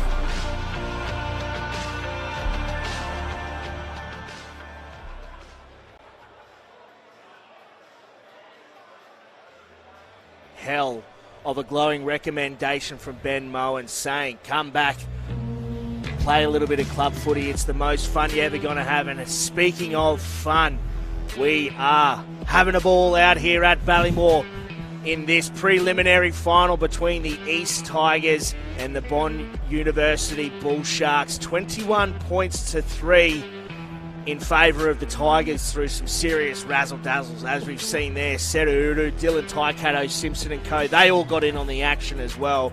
It's been absolutely red hot. And this one here, out of nowhere, Shane Kennedy. He does well to get it down. You know what I mean? Obviously, Aiden Toole wouldn't have been happy with the execution on the kick, but Shane Kennedy, Johnny on the spot, absolutely nails it there and puts one down for the big Tigers. And you'd have to say, we were actually saying it looked like he might have bobbled the ball, but he actually did well. I think he did get it down on that bounce, but this was the little interchange of hands there that we thought was absolutely fantastic. An inside ball from Asiata, an inside ball from Taikato Simpson. As we said, if Seru can do it, they can do it too. But there we go, 21 points to 3, the Tigers over the Bond University Bull Sharks. No points by way of tries to speak of for Bond Uni, just a penalty there to Mitch Third, and then Pills 3 from 3 off the boot, converting all 3 tries to Moen, Smith and Kennedy. So that right there goes to show that they're actually sort of changing up. You've got a centre, you've got a number 8, you've got your winger crossing over. They're playing direct through the middle through Moen and co, playing on the fringes, as we saw with those hands coming free there from Kennedy and Matt Smith. So clearly not afraid to throw the ball around, and I think the stats speak for themselves. 57% and 59% territory and possession in favour of the Tigers, Chips. Yeah, and I think that possession stat for Bond has probably creeped up a fair bit because of that back end of the half there, where they had a lot of pill but weren't really able to come away with the points they needed. But very dominant from East early on, and Bond have got a lot of work to do. Hopefully this was the reset they needed. And take a deep breath and get back to, I guess, playing at the right end of the park, but also building some scoreboard pressure. I mean, they've got to come away with points now. that's been the issue, just capitalising on their opportunities. Their stats were very similar to the Tigers there. Their lineouts, they've won them all. They didn't have too many turnovers. In fact, they had less than the Tigers themselves. So, if anything, it's just capitalising on those opportunities. We saw them 5 metres out and they kick it straight into the grill there of the Beaver. Just small things like that. As long as they can come away with some points, you'd have to say in the first 10, 15 minutes, they'll be right in this one.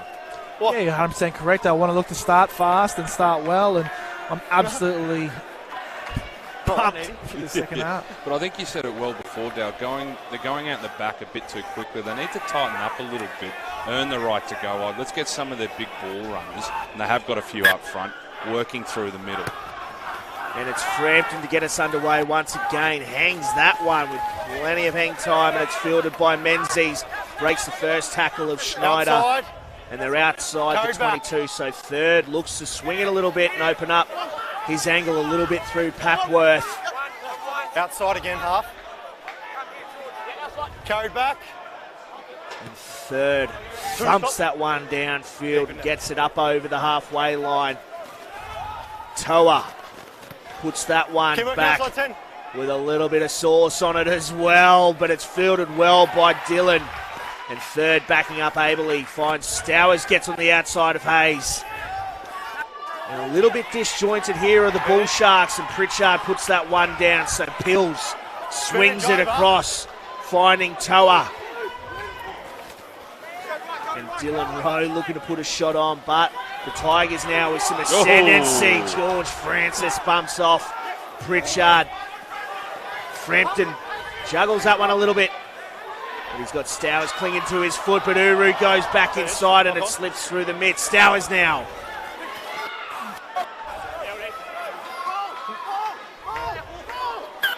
So a couple of sloppy little handling errors there from both sides early in the second half here, Chips. But now scrum here to the Bull Sharks. Yeah, and Bond were a little bit lucky there that he's didn't come away with the 7 points. I thought. Keep what? Stay square. And love this.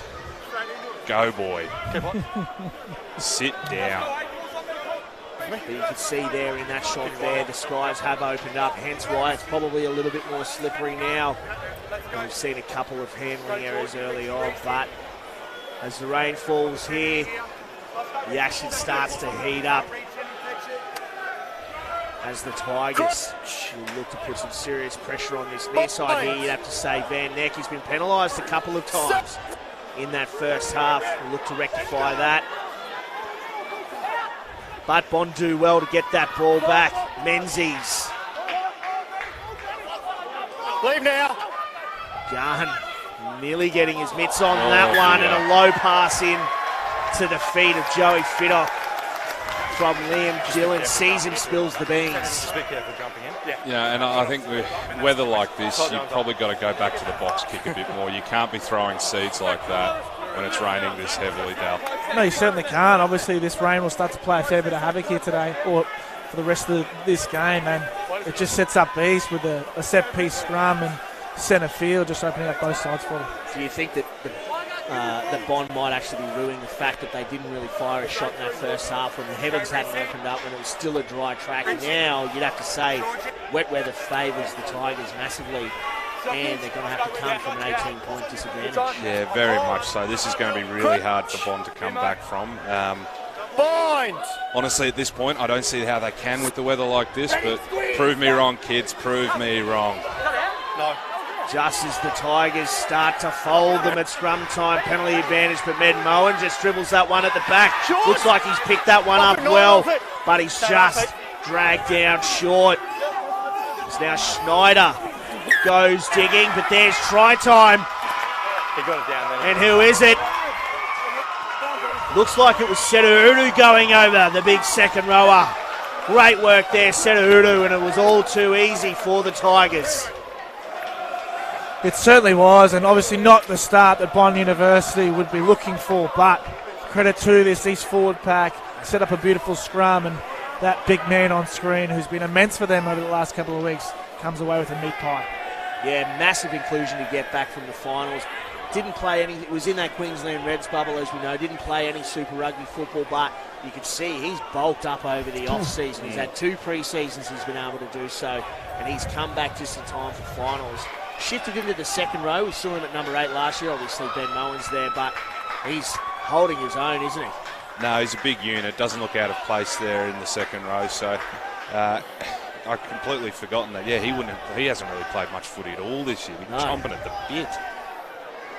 So credit to him, the fact that he's able to come straight back into the QPR mix and shine as he does. Pill's just taking his time, but strikes that one sweetly. And that one there, as you said, Chips, just in these conditions, you just can't be doing those loopy passes, especially them dropping at the feet. Ooh. Yeah, well, I think we didn't really see it in that replay, but when the live shot, I can tell part of the problem with the Bond scrum at the moment is Egan Siggs there at loosehead was trying to hook the ball as he was going backwards. Just focus on staying in the scrum. I'd leave that one for the hooker, exactly, to be honest. But now Bond with an opportunity. Stowers absolutely gobbled whole by Mowen. Hapworth pick and go, looking to get the hands free, but it does go backwards according to referee Jordan Way. And they've shot up on the outside. Uru looking to put some pressure from the outside in. Down into first receiver, finds Rowe. The hands! And Uru nearly got his hands on the pill there. Dylan goes quick off the back. That's the high tempo footy they need. But it's Michael Gunn all over that like a rash.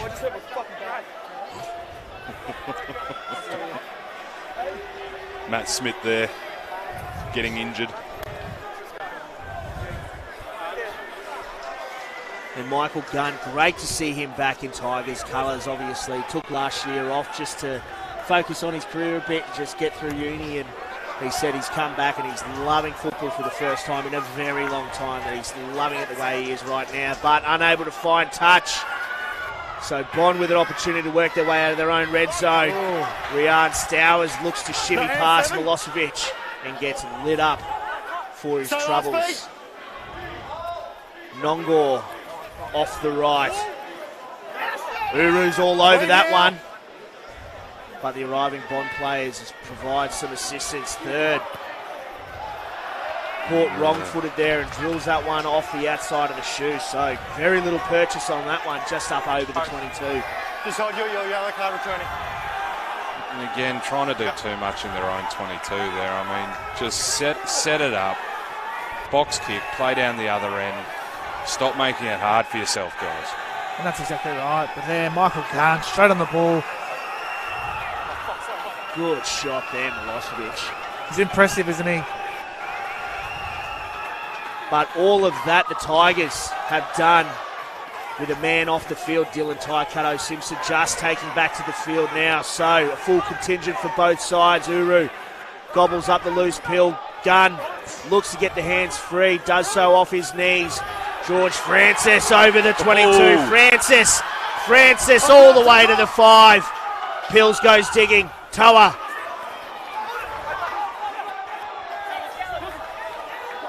Taikato Simpson hard off that right foot. Off now. Frampton finds Smith. Looks to get on the outside of Rowe, but he's wrapped up there by Stowers and co. And he's picked up, does well to flick that one back inside to Pills. So the Tigers regrouping on the 22. Pritchard's all over that one. Pritchard's got the turnover. Brilliant work there from the Zimbabwean open side flanker. And here we go now. Bond with an opportunity to work their way out of the 22. Strong run there, Blythe. You're outside 9.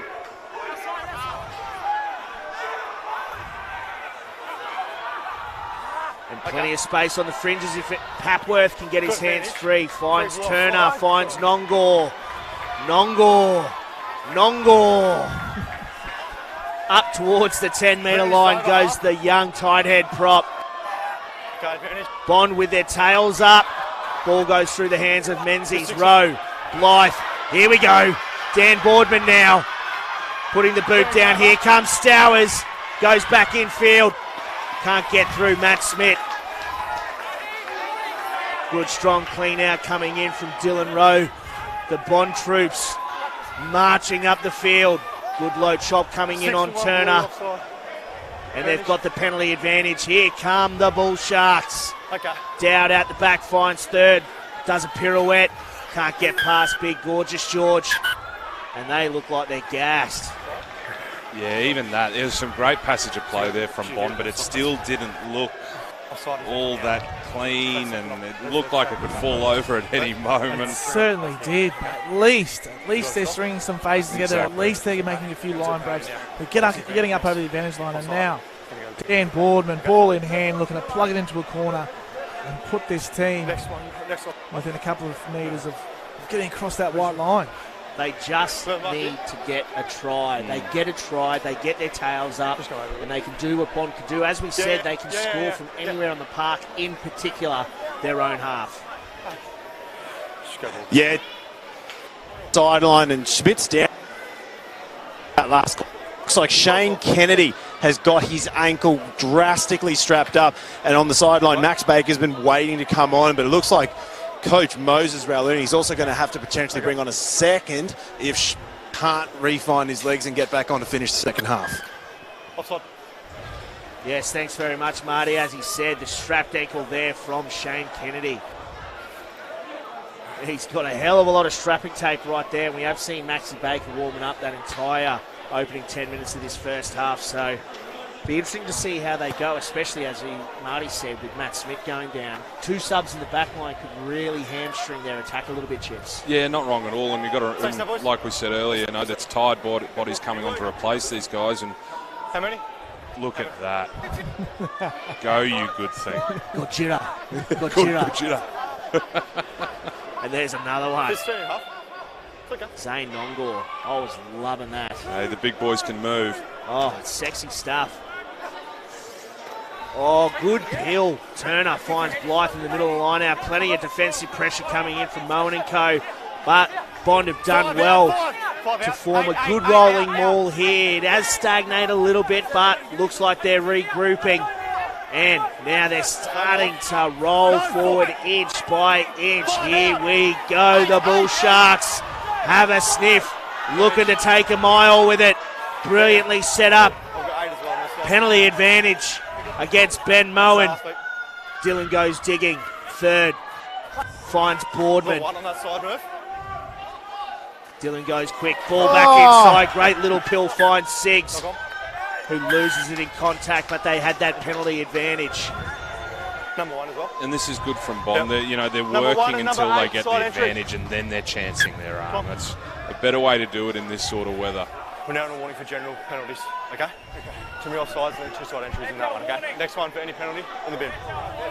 There we go, right. That has been read to Ben Moen. This is now general, please. Come here. And that looks like Reece Jacks coming onto the field. Be interesting to see who he's come on for. And it looks like it might be Jack Frampton. Legal defence, join from the back. Clutching his shoulder a bit there, so... A good attacking weapon is Reece Jacks. He's got that great low kicking game that he brought over from his rugby league background, left footer as well. So really jinking kick that he might be able to get some purchase out of with this driving rain. But Moen does well to disrupt that line out. But ball comes back for the Bull Sharks anyway. Dylan. Loopy pass finds Boardman. Fiddick adds himself into the back line. Great cover tackle there coming in from Toa. Stay last feet. Menzies into first receiver, trucks that one up into the Tigers line. Milosevic is all over that one. Ball back inside from Dylan, finds Stowers, isolated once again. Stay. But Bond do well to get that pill back. Slow going here, Nongor.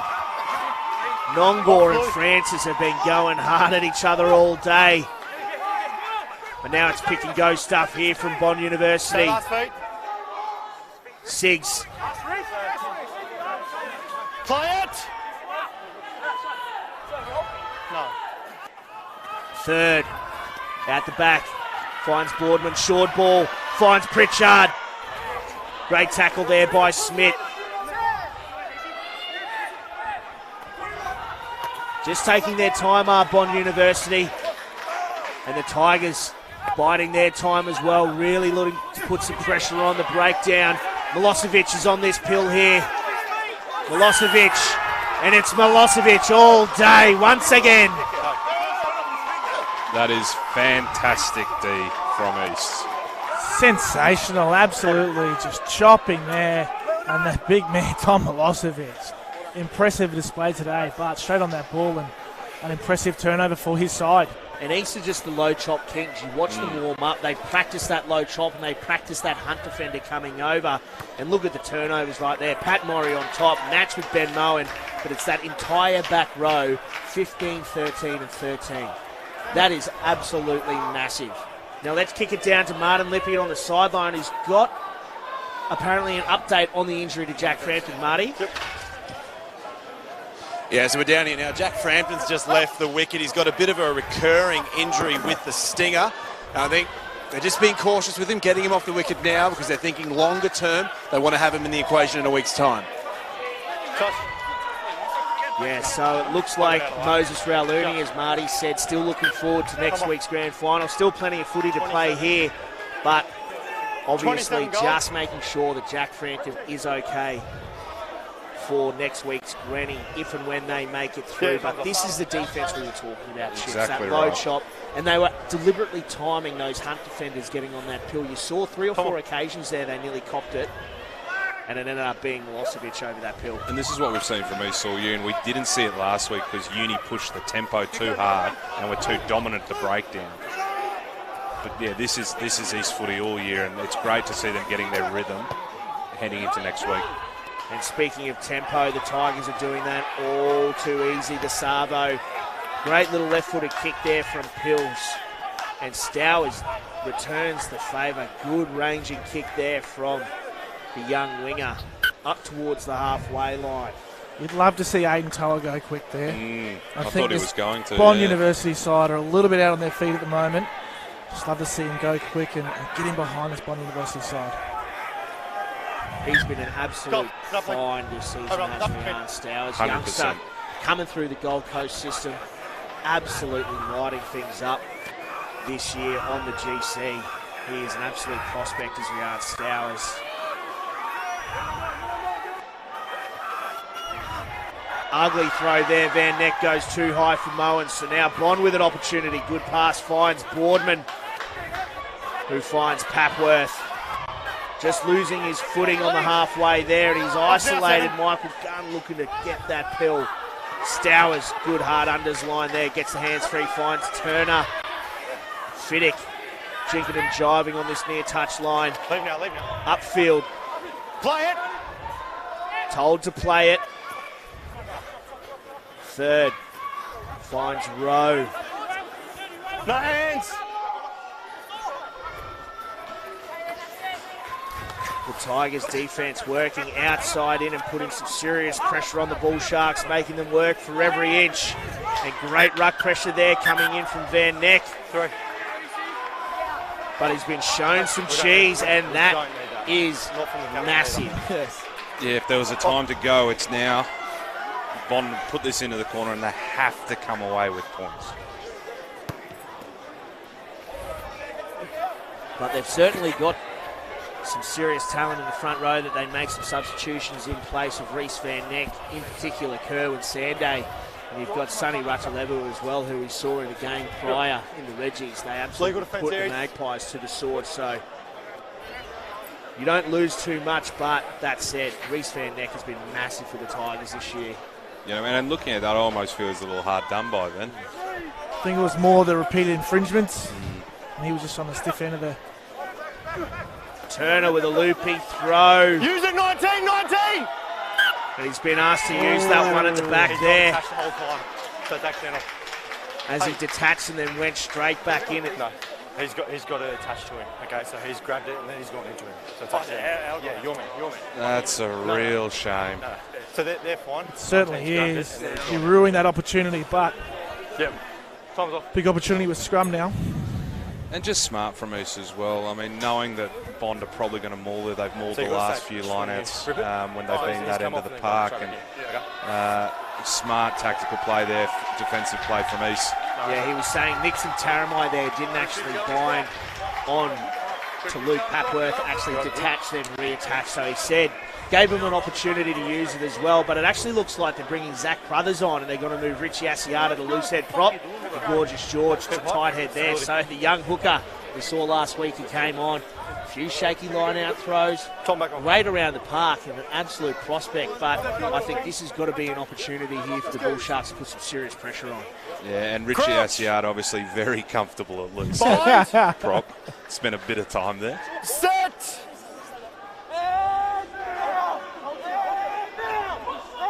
It looks like it's the Tigers putting some pressure on, but Bondu well to fight back, and it's Toa now.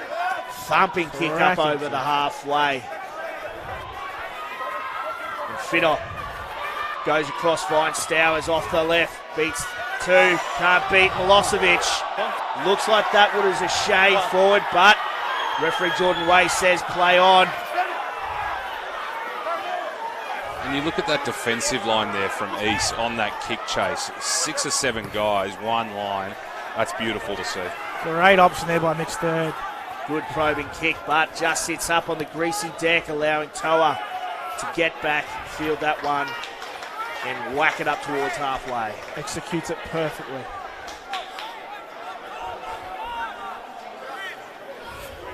And that's been the difference a lot today. It's actually been more about your exits out of your own red zone, more so than getting deep inside the attacking red zone.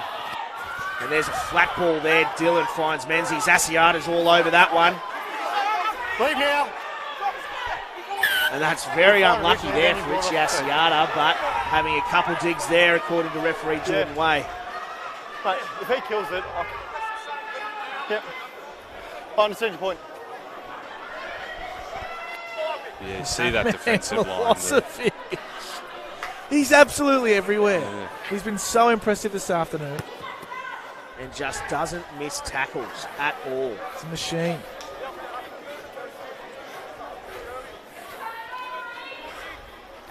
And it's just been the difference today, those small 1%ers. They've just been putting, as you said, in defensive chips. Their defensive line's been red hot. They haven't missed too many one-on-ones. They're just doing the small things right. Exactly. They're playing to the conditions much better. They've been clinical. Great line out there. Blythe off the top. Third. Boardman. Fiddock looks to get on the outside. Breaks the covering tackle of Kennedy. Oh, and Max Dowd has spilt the beans straight in at first receiver. And it just hasn't been the Bull Sharks' day. Okay. One. So one goal. It looks like a couple subs here. That's George Blake, the young prop out of the TSS, first 15 just last season. And the Burdekin cane toad, Shane Kennedy coming off for Maxi Baker. Maxi Baker we saw score 2 tries in the reserve grade prelim. That's it. He was an absolute star in that game. Very fleet-footed winger, Max Baker. Talk to guys like Sauce down at Tigerland. They've got big raps on the youngster, so crouch. Good opportunity here for Maxi Baker to get a good 20 minutes in the back end of this prelim final. Oh, George Blake putting some pressure on, but going to his knees. Very lucky not to have given away a penalty there. And as you heard from the referee, he did have the shunt on, but lost his footing. Water, you have to keep up. I can't reward you going to your knees. Let's come over. Yeah, for sure. Yep. Go one better now. Go one better. Yeah, referee Jordan Way just saying, if you're going to put the pressure on, you've got to hold your feet. So there's the warning you'd have to say for George Blake. Let's go here, fellas. Jackson flat. Crouch. Bind. Set. Quick feed there from Pills. Blake absolutely feeding George Francis. And how about it? Love it. Quick tap and go, Menzies. Peace one. Up over the 22. Crothers all over that one.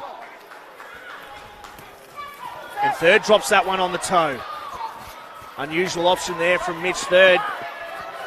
And Taikato Simpson just looking to find a bit of space, does so through Sedauru, puts that one on the toe.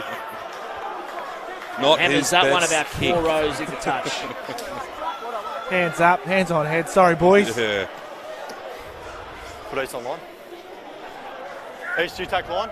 I mean, you can get away with that when you're up 28-3. That's right on you. Big Reece Van Neck itching to get back out there. Third bounce pass. Finds Boardman, who puts it down. And it just isn't the Bull Sharks' day. No, but that's the risk you take when you try and play with such width in these conditions. I mean, it's just they just needed to tighten up a little bit. But now that I guess the scoreboard pressure on them, they feel like they have to fling it wide. But they're getting some phases together, but then a little error like that lets it down, and that just amplifies. You know, they put more and more pressure on themselves, trying to score for more and more opportunities. If they played a bit tighter early on when they did have the build phases through the middle, and then once you've got the over, because East don't look troubled out wide at all. They've got the numbers out there. Certainly do, and defensively, East have just been absolutely superb today. Credit to them, getting up off the line, brilliant kick chase line, and absolutely dominant defence, led by that big man up front, Tom Milosevic, number 6 today for me, has just been absolutely outstanding. There we go. The Tigers on the hill, absolutely going for gold. That man, middle right, on the far right, he looks familiar. Big Matty Brandon, eh? We've seen him on Ballymore Field 1 several times. Look at him, absolutely amped to be here. Leading from the front. Typically when he's on Ballymore Field 1, he's not got a gut full of black rats, but About 2 minutes. there's a good chance he probably did, to be honest. Just over 3 minutes for that card. Hey, he's old enough to know better. You got work tomorrow, mate. Make sure we're holding our weight. Look at him. Big tap on the arse. Well done, Matty. I think he's calling in sick. Crouch! Bind! Set! Bonuni, here they come. And this is the thing, Ricky B. As you said, Richie Asiata knows how to play tight head prop. Actually was a tight head prop for the majority of his career. Loose head prop. George Francis going over to tight head. They haven't lost too much in their front row. George Blake is He's having a red hot sending crack. He's having a red hot crack of them. Good on him. And Bonner would be absolutely frothing with those two young fellas coming through their system. Exactly. You know what I mean? Moving into these red squads. Yeah, and Jack Winchester, the reserve hooker, he's a class player as well. Beast, really good prospect. So He's a big unit too for the hooker as well. Sure is. Played in the Colts 1 prelim, the Savo. 95-metre intercept try to the Brethren to win it. Yeah. Kills me. Oh, dear. There we go. Nick Turner just not straight with the throw. Okay, I'll keep it on it. On it? Yeah, you can. Line it. And going for the line out again are the Tigers. They know they're under pressure at scrum time, but they back young Zach Brothers to drill this throw. You can expect Blythe upfield and to put some serious heat on.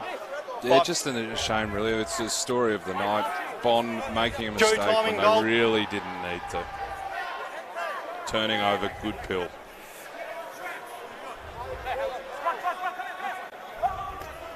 Oh, there we go. Spoiled, but Michael Gunn does brilliantly to get in there.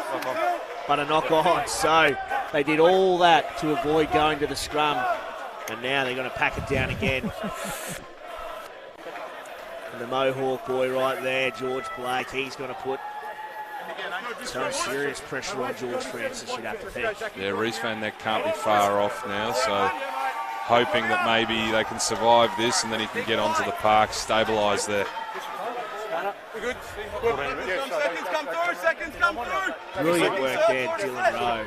Such an underrated player in this Bond forward pack. One of the best forwards for them all season. Works as that link play between forwards and back, stepping into first receiver. Hangs on the fringes, but he isn't afraid to get into the gritty stuff as well. He's bringing him ready. Yeah, he's got a great work rate. You love having guys like that in your team. You just know 80-minute players, and they're playing just as hard in the 80th minute as they were in the first. And a lot of the time when the dude's running around you, he's the one that laps you. So bless him. Bless you, Dylan Rowe. Players like you have given me a career for the last 25 odd years, so thank you. All three of us, Ross. Yeah. Turning in on this near side here, penalty advantage. Papworth digs it out, finds Dylan. Goes out the back. Stowers, great line there. Menzies. Oh, what massive a Baker. Bringing some sting. Kidding. And the turnover. Yeah. Wow. Mighty Mouse putting an absolute shot on. He wants a starting spot, that's for sure. Show him. But that was a great line there from Menzies. Okay. Something we haven't seen him do too much today. He hasn't been able to use that late step that he tends to do. Really jinks off his right foot. Look at that. Maxi Baker, straight on his feet. But I mean, that right there is something we haven't seen enough from Bond. Just someone on a hard unders, just off the set piece. I mean, they've been trying to do too much, you know, in the wing or outside centre channels. I mean, you've got to go through the middle sometime, boys. And that's exactly right. What a specimen. Isn't he just? Gorgeous George Francis. He's put in a hell of a shift this afternoon. Big shift. Well-earned break there for the big East Tigers prop. 13 odd minutes to go here. 28 points plays 3. 25-point ball game.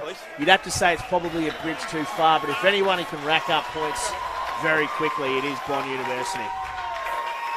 Oh no, what's he doing?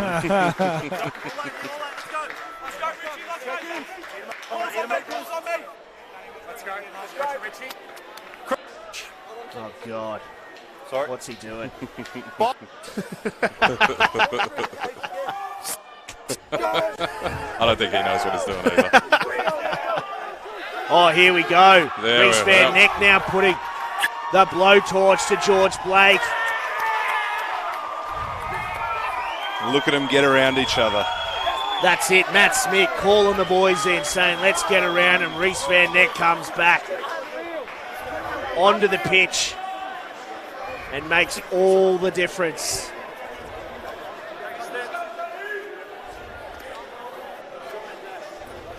You can see it's obviously going to mean a lot to East if they're able to keep Bond trialist here in this game. That's a great way to go into next week. Absolutely. And that's the thing, after putting in such an insipid performance last weekend, they needed to come out and absolutely fire a massive warning shot over the bow of UQ. I think they've done just that. They needed to put the blowtorch to these blokes, and they are showing that last week was just a small blip on the radar. Correct, and this is the team that we've seen dominate all year. It's the most well-balanced pack, you know, in the competition. Together with this electric backline they have is absolutely sensational. So they'll be frothing at the bit just to get through this game and on to next week. Pills puts that one on the toe.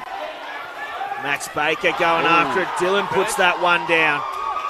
Hayes sings it across. Taikato Simpson, I thought he was going to give it to Toa on the inside, but goes himself. Unleashes Hayes down that far side. Smith finds Toa now. Toa puts it on the toe. Stowers goes after that one. Fields that one inside his own try line. And he's not too chuffed with the little bit of treatment and niggle he got behind play there. But I think he's forgotten that they need to kick the ball and the clock's against them here, so you shouldn't be throwing that away. He's a feisty customer, Rian Stowers. Don't mind it. Third. Makes that one contestable. Udu gets a head three. Hills behind the back. What was that down? You like that down? That was unreal. Shame that Milosevic couldn't hold on to it there. Mate, Milosevic couldn't have even seen it. Yeah, to be fair, I don't think I did. Oh no, here we go. The Mongoloids coming down from the hill. Tiger Army in full force.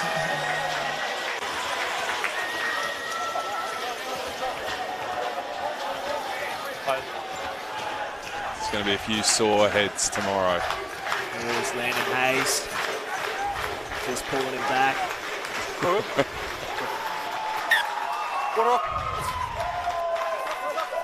It's pass here. Wow. Ooh. Straight on his chest. It looks like Milosevic did read it, just bobbled it. Make sure stay square. Straight, okay? Check him out. Some of the most rabid fans in Queensland Premier Rugby.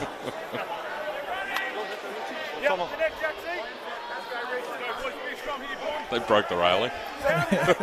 Surprise. It looks like a substitution's been made. Michael Gunn off, George Blomfield on. Bind. Hell of a sub. Not a bad one at all. Plenty of experience there. You need to hold your weight, okay? You can't lean in across the mark, all right? Don't have any your side until he's come on, okay? So just hold our weight. Jordan Way still just having a yarn there to Nick Turner, just looking to get some parity here at scrum time. We saw Reece Van Neck come on before. He knew he had to right his wrong, and he did just that. So George Blake has a task laid out in front of him. And now it's Richie Asiata looking to get up. Bondu well to dig that one out. Menzies out the back, finds Dowd. Pass behind. Fiddock does well to rein that one in.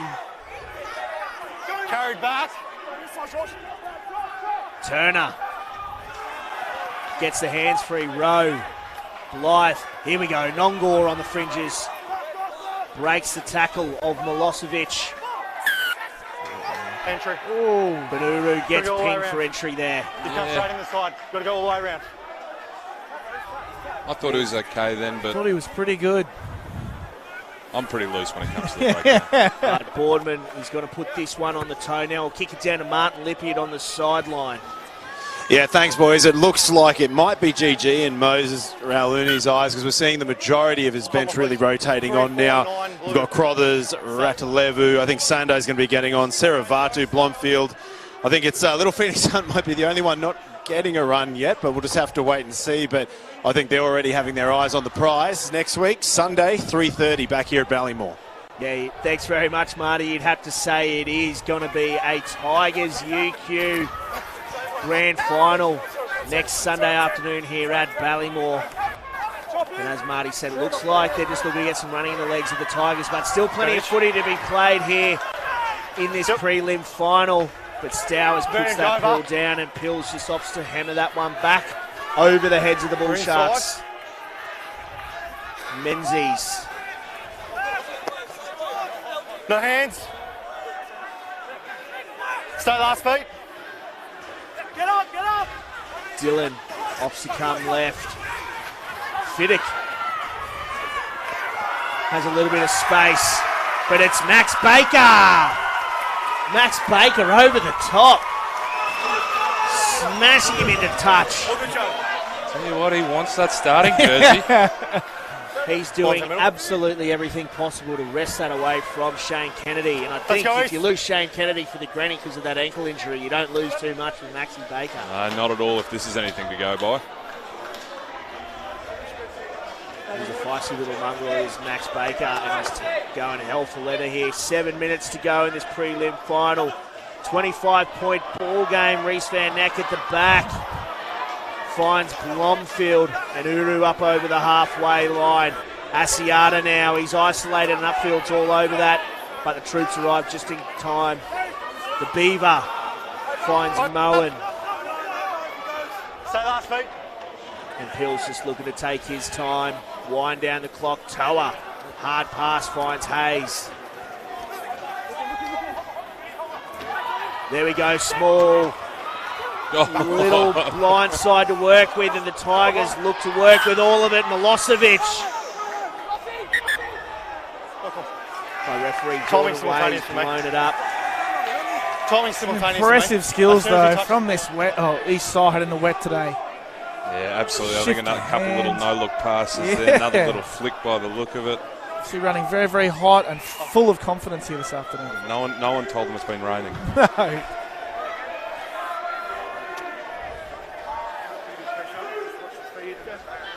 Here we are. That flick pass. There it is. Oh. There's the Dylan Taikato Simpson, former touch star. There's that little touch. Former Glendale Raptor in the Major League Rugby. That's it. Crouch. All right, now let's kick it down to Martin Lippett on the sideline. He's got an update on the injury to Shane Kennedy. Yeah, Jay just spoke to the Burdekin cane toad, who's got a bit of ice on the back of the ankle, but he's reassured me that it's not too bad and that it's going to take a hell of a lot more to maybe stop him getting out on the pitch next week. And the late replacement, early Littleton, will round out the complete piece during the players' final 5 minutes. Yes, thanks very much, Marty. As he said, the Burdekin cane toad's going to take more than a little ankle niggle to keep him lining up for the Tigers next week in the grand final. But 5 minutes left to play here. Riley thinks it's not bad. And Thomas Grennan is on the field now. Upfield looks to get the hands free to Dylan. Then I've gold.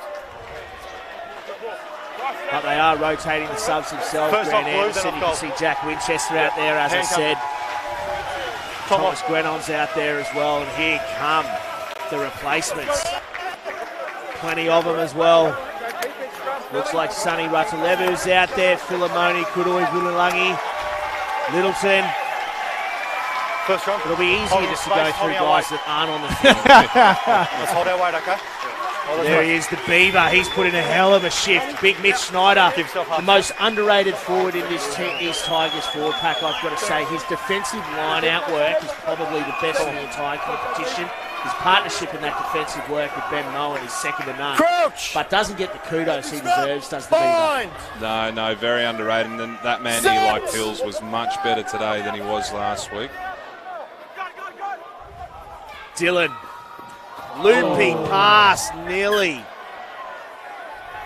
snatched in midair by Dylan Taikato Simpson. So back to the scrum here for Bond.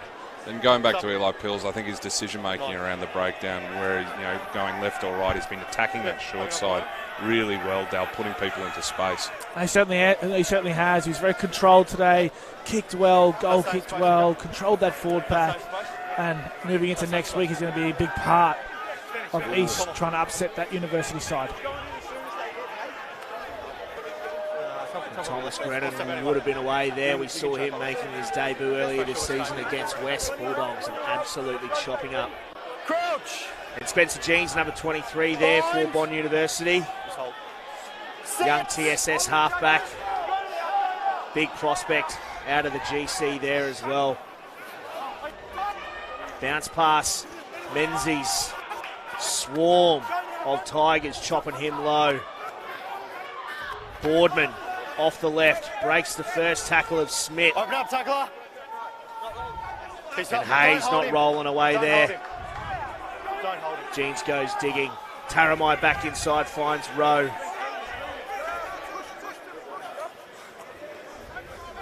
Bernstein out the back, finds Menzies. Just this swarming defence. Little ball back inside, Jeans finds Dowd, who's absolutely munted back into the muck.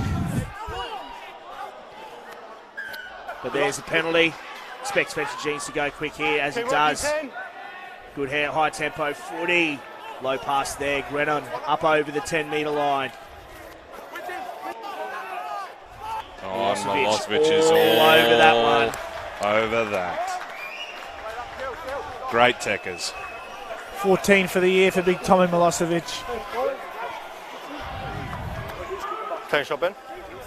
You'd think Chips, he'd be very close to man of the match today. Yeah, definitely close to best on ground. He's been absolutely tremendous today. As I said, the Serbian Chuck Norris puts his head into dark holes that no one wants to go anywhere near and somehow comes out grinning. He's a freak.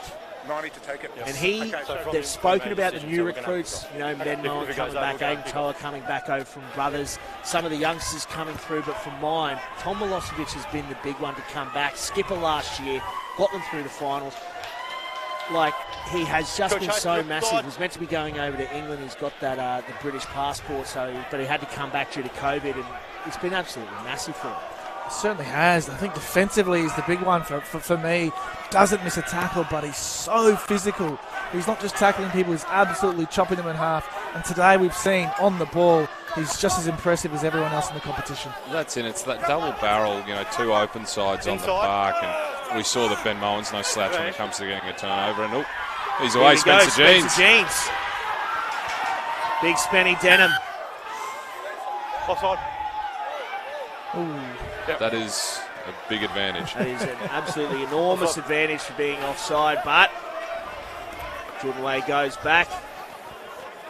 And the Bull Sharks have an opportunity. Dinky little kick here, Maxi Dowd. Great little shoe there from Dowd. Gets up towards the Tigers' 10-metre line. Space out on the right. Nongor gets the ball back inside, but goes straight to the clutches of George Blomfield. And the Tigers now with an opportunity just to round out this preliminary final inside their own 22. And there's the hooter signifying that the Tigers are going to the grand final next weekend.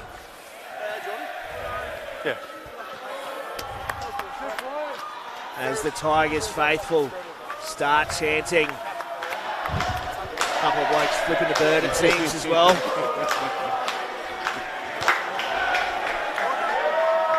And there we have it, full time here at Ballymore in this All Sports Physiotherapy Hospital Challenge Cup preliminary final.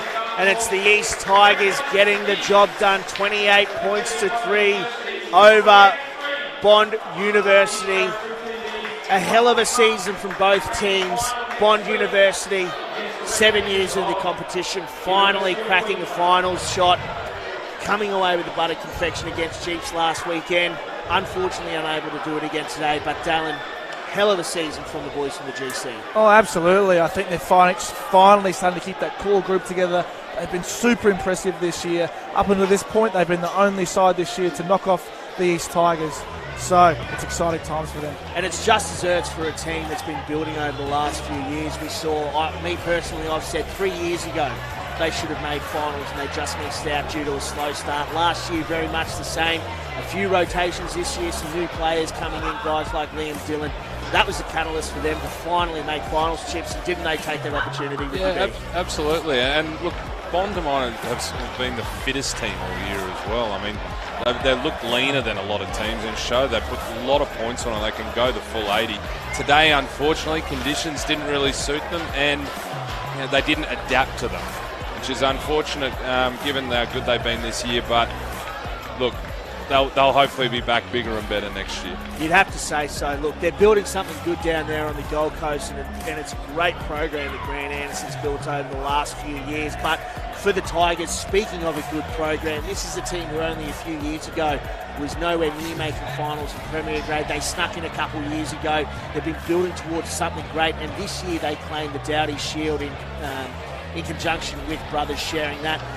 That typically is Brothers and Uni to lose, and for the Tigers to come along, they had 8 teams playing this weekend. Another one was already in the grand final with their women's. This is a club that has turned things around, and they are coming with some serious fury. Yeah, exactly right. And it's like we spoke about it before. It's the guys coming back to the club, like your Toas, your Mowens, who are absolute club stalwarts and giving back now, and that just filters down. It certainly does. And a bit of hoo-ha over there on the hill. Hopefully it stays nice and friendly. It's a long way back to the GC, boys. It's good to see they're staying COVID safe, though, which is great. Well done. And it's Matt Brandon there. Just Matt Brandon, the mediator. Yeah, never thought I'd see that. Never thought I'd see the day that Matt Brandon is the one mediating. Nothing worse than a flag in your face, though. Yeah. No, but the Tigers have plenty to cheer about as they see their Premier Grade side going through to the big dance against the University of Queensland next weekend. Just a week ago, they got absolutely smashed by them, but now they're going to the big dance, and that is the game they needed to play. Really turn the screws, apply the blowtorch where needed, dictate the style of play they played. That was the thing that got them last week, is they weren't dictating how they played. It was all University of Queensland, and you could see it really stung them a bit, Dale. Yeah, certainly did, and I think today they came out and right from the get-go they set a platform, they dominated the possession, and they absolutely started exactly how they'd like to. Next week, I don't know, it's going to be a tough one. I can't split the teams at this point. No, and like, I look at, like, we go back to the D. I mean, not letting Bonn, a team that have had so many tries in them all year, not letting them over the paint, exactly what you need going to Uni, because Uni's fast start against East last week shocked everyone. And you needed that defensive display to, I guess, going into next week. Now let's kick it down to Martin Lippiett, who's got Bonn University skipper Dan Boardman. Dan, mate, really hard day at the office. It was, yeah. No, it was a really tough day. East played exceptional.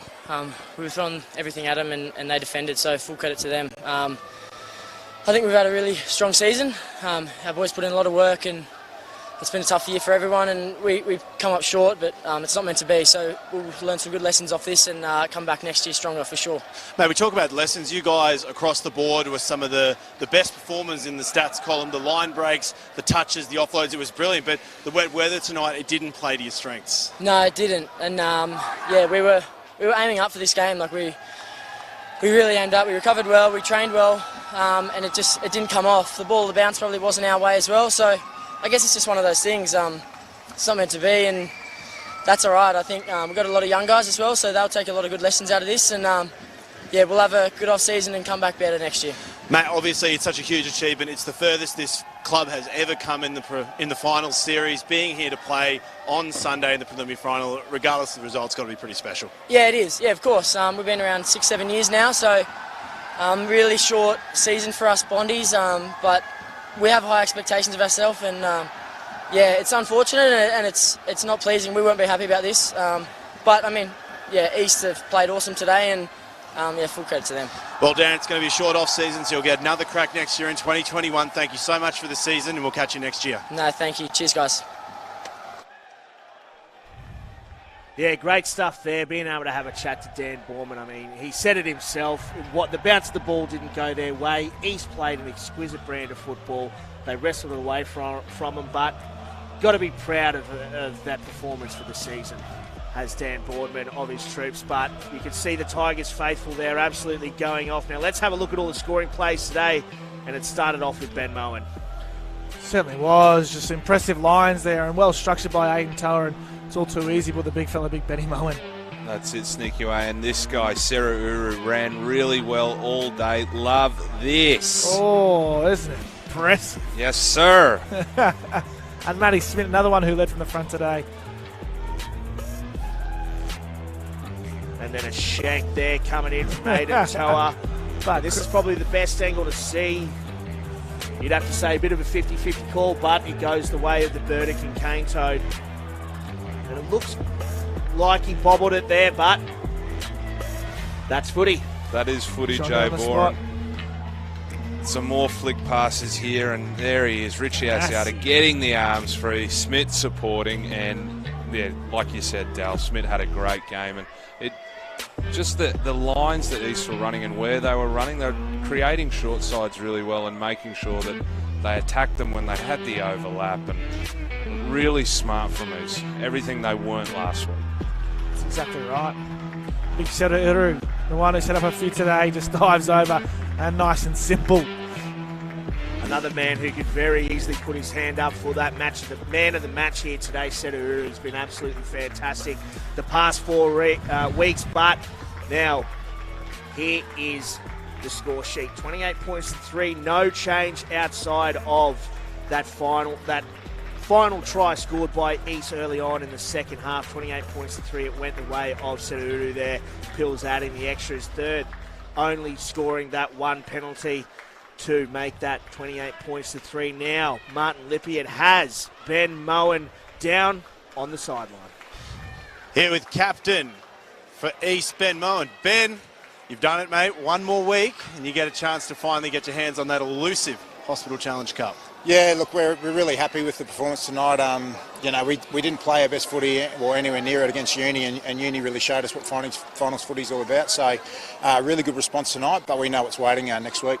So, mate, in a way, you could probably think that the loss last week, it probably came at the right time. Yeah, definitely. Look, you'd hate to have had that result come in the GF and you haven't put your best performance in. So, look, we learnt a hell of a lot of the intensity needed for finals around the preparation that week, and we got it right this week. And we know against Uni in the grand final you have to be on, so we'll make sure we do our best this week to be there. Mate, it's going to be a big week of prep not only for the whole team, but for you yourself. You're looking down the barrel of what will be the end of a monumental career. What's that journey like? Look, it's been great. Obviously, I'd like it to finish the right way with a big win in the GF. I think the guys have worked extremely hard this year, so look, we understand the balance between earning it and taking it, and just because you feel like you've earned the right to win something doesn't mean you deserve it. So we know we've got to show up in the grand final and take it, so that's our mentality for the moment. But for me, you know, that'd be a sweet way to finish, so I'll be focused on that. And mate, just before you go, pouring rain, we had lightning, we had some hail in some places, but how good is it to see all the Tigers boys getting down here? Yeah, it was great. Look, I think they enjoyed the rain sitting on the hill for an extra hour or two, so I don't think it hurt the bar sales any chance for us being delayed a couple of hours. But, you know, I think we're really proud of our boys too, because it was another thing we had to manage in a complicated season. But, look, we sat over in the gym for a couple of hours, enjoyed each other's company, and then came out and put a good performance in. Ben Mellon, thank you so much, mate. We'll see you in the grand final next week. Thanks, guys. Wonderful. Thanks very much for that, Marty. As he said, bar sales definitely would have been pretty healthy as a result of that rain delay. But we see the stats there. In the first half, possession was in favour of the Tigers, went the way of Bond. And that goes to show, as you said, Chips, their defence was right up for it. Yeah, absolutely. And look at that, their possession overall now, 56% to Bond, and they still couldn't score a try. That's really impressive from East. And look, that's exactly what you want going into next week. I mean, you couldn't have scripted a better prelim final for East. And you've got to think as well, 5 line breaks in trying conditions for both sides, but for the Tigers going into the grand final next weekend, Dallin, that's got to be a good sign considering it was a very, very tricky day out there. Absolutely. That's why I really couldn't split next week's game, but these guys are coming in absolutely red hot, and UQ will be doing their homework and absolutely everything they've done. But today, to do what they've done has been super impressive. Well, let's look forward to next weekend's match. It's the grand final. It's the University of Queensland, who booked themselves a straight shot last week after dicing the Tigers to shreds last weekend, and it's the Tigers up against them. As we said just a week ago, it was a complete reversal of fortunes. The students absolutely smashing the Tigers. They've fired a warning shot. They're looking red hot. They've been the form team all competition. Chips Blanche, who's going to win it and why? I think East, because they had scrum dominance and other sort of dominance in the game last week. They just weren't able to capitalise. They showed today that they can get dominance and capitalise like they've been doing all season. They do that against Uni next week. They come away with the win. What about you, Fidel? Who are you backing? I'm going with Chips. I'm going to say East. They've got an excellent, they've got the most well-balanced team in the competition. I think today they've shown they're exactly where they should be, and they're ready and raring to go. I've got to agree. I'm going for the Tigers next weekend as well. But ladies and gentlemen, be sure to tune in 3:30 next Sunday afternoon right here at Ballymore. We have the 2020 All Sports Physiotherapy Hospital Challenge Cup Grand Final between the University of Queensland and the East Tigers. Chips Blanche, Dal Murphy, thanks for joining us. Always a pleasure. My name's Jay Bohr Staunton. We'll see you next week. Good night.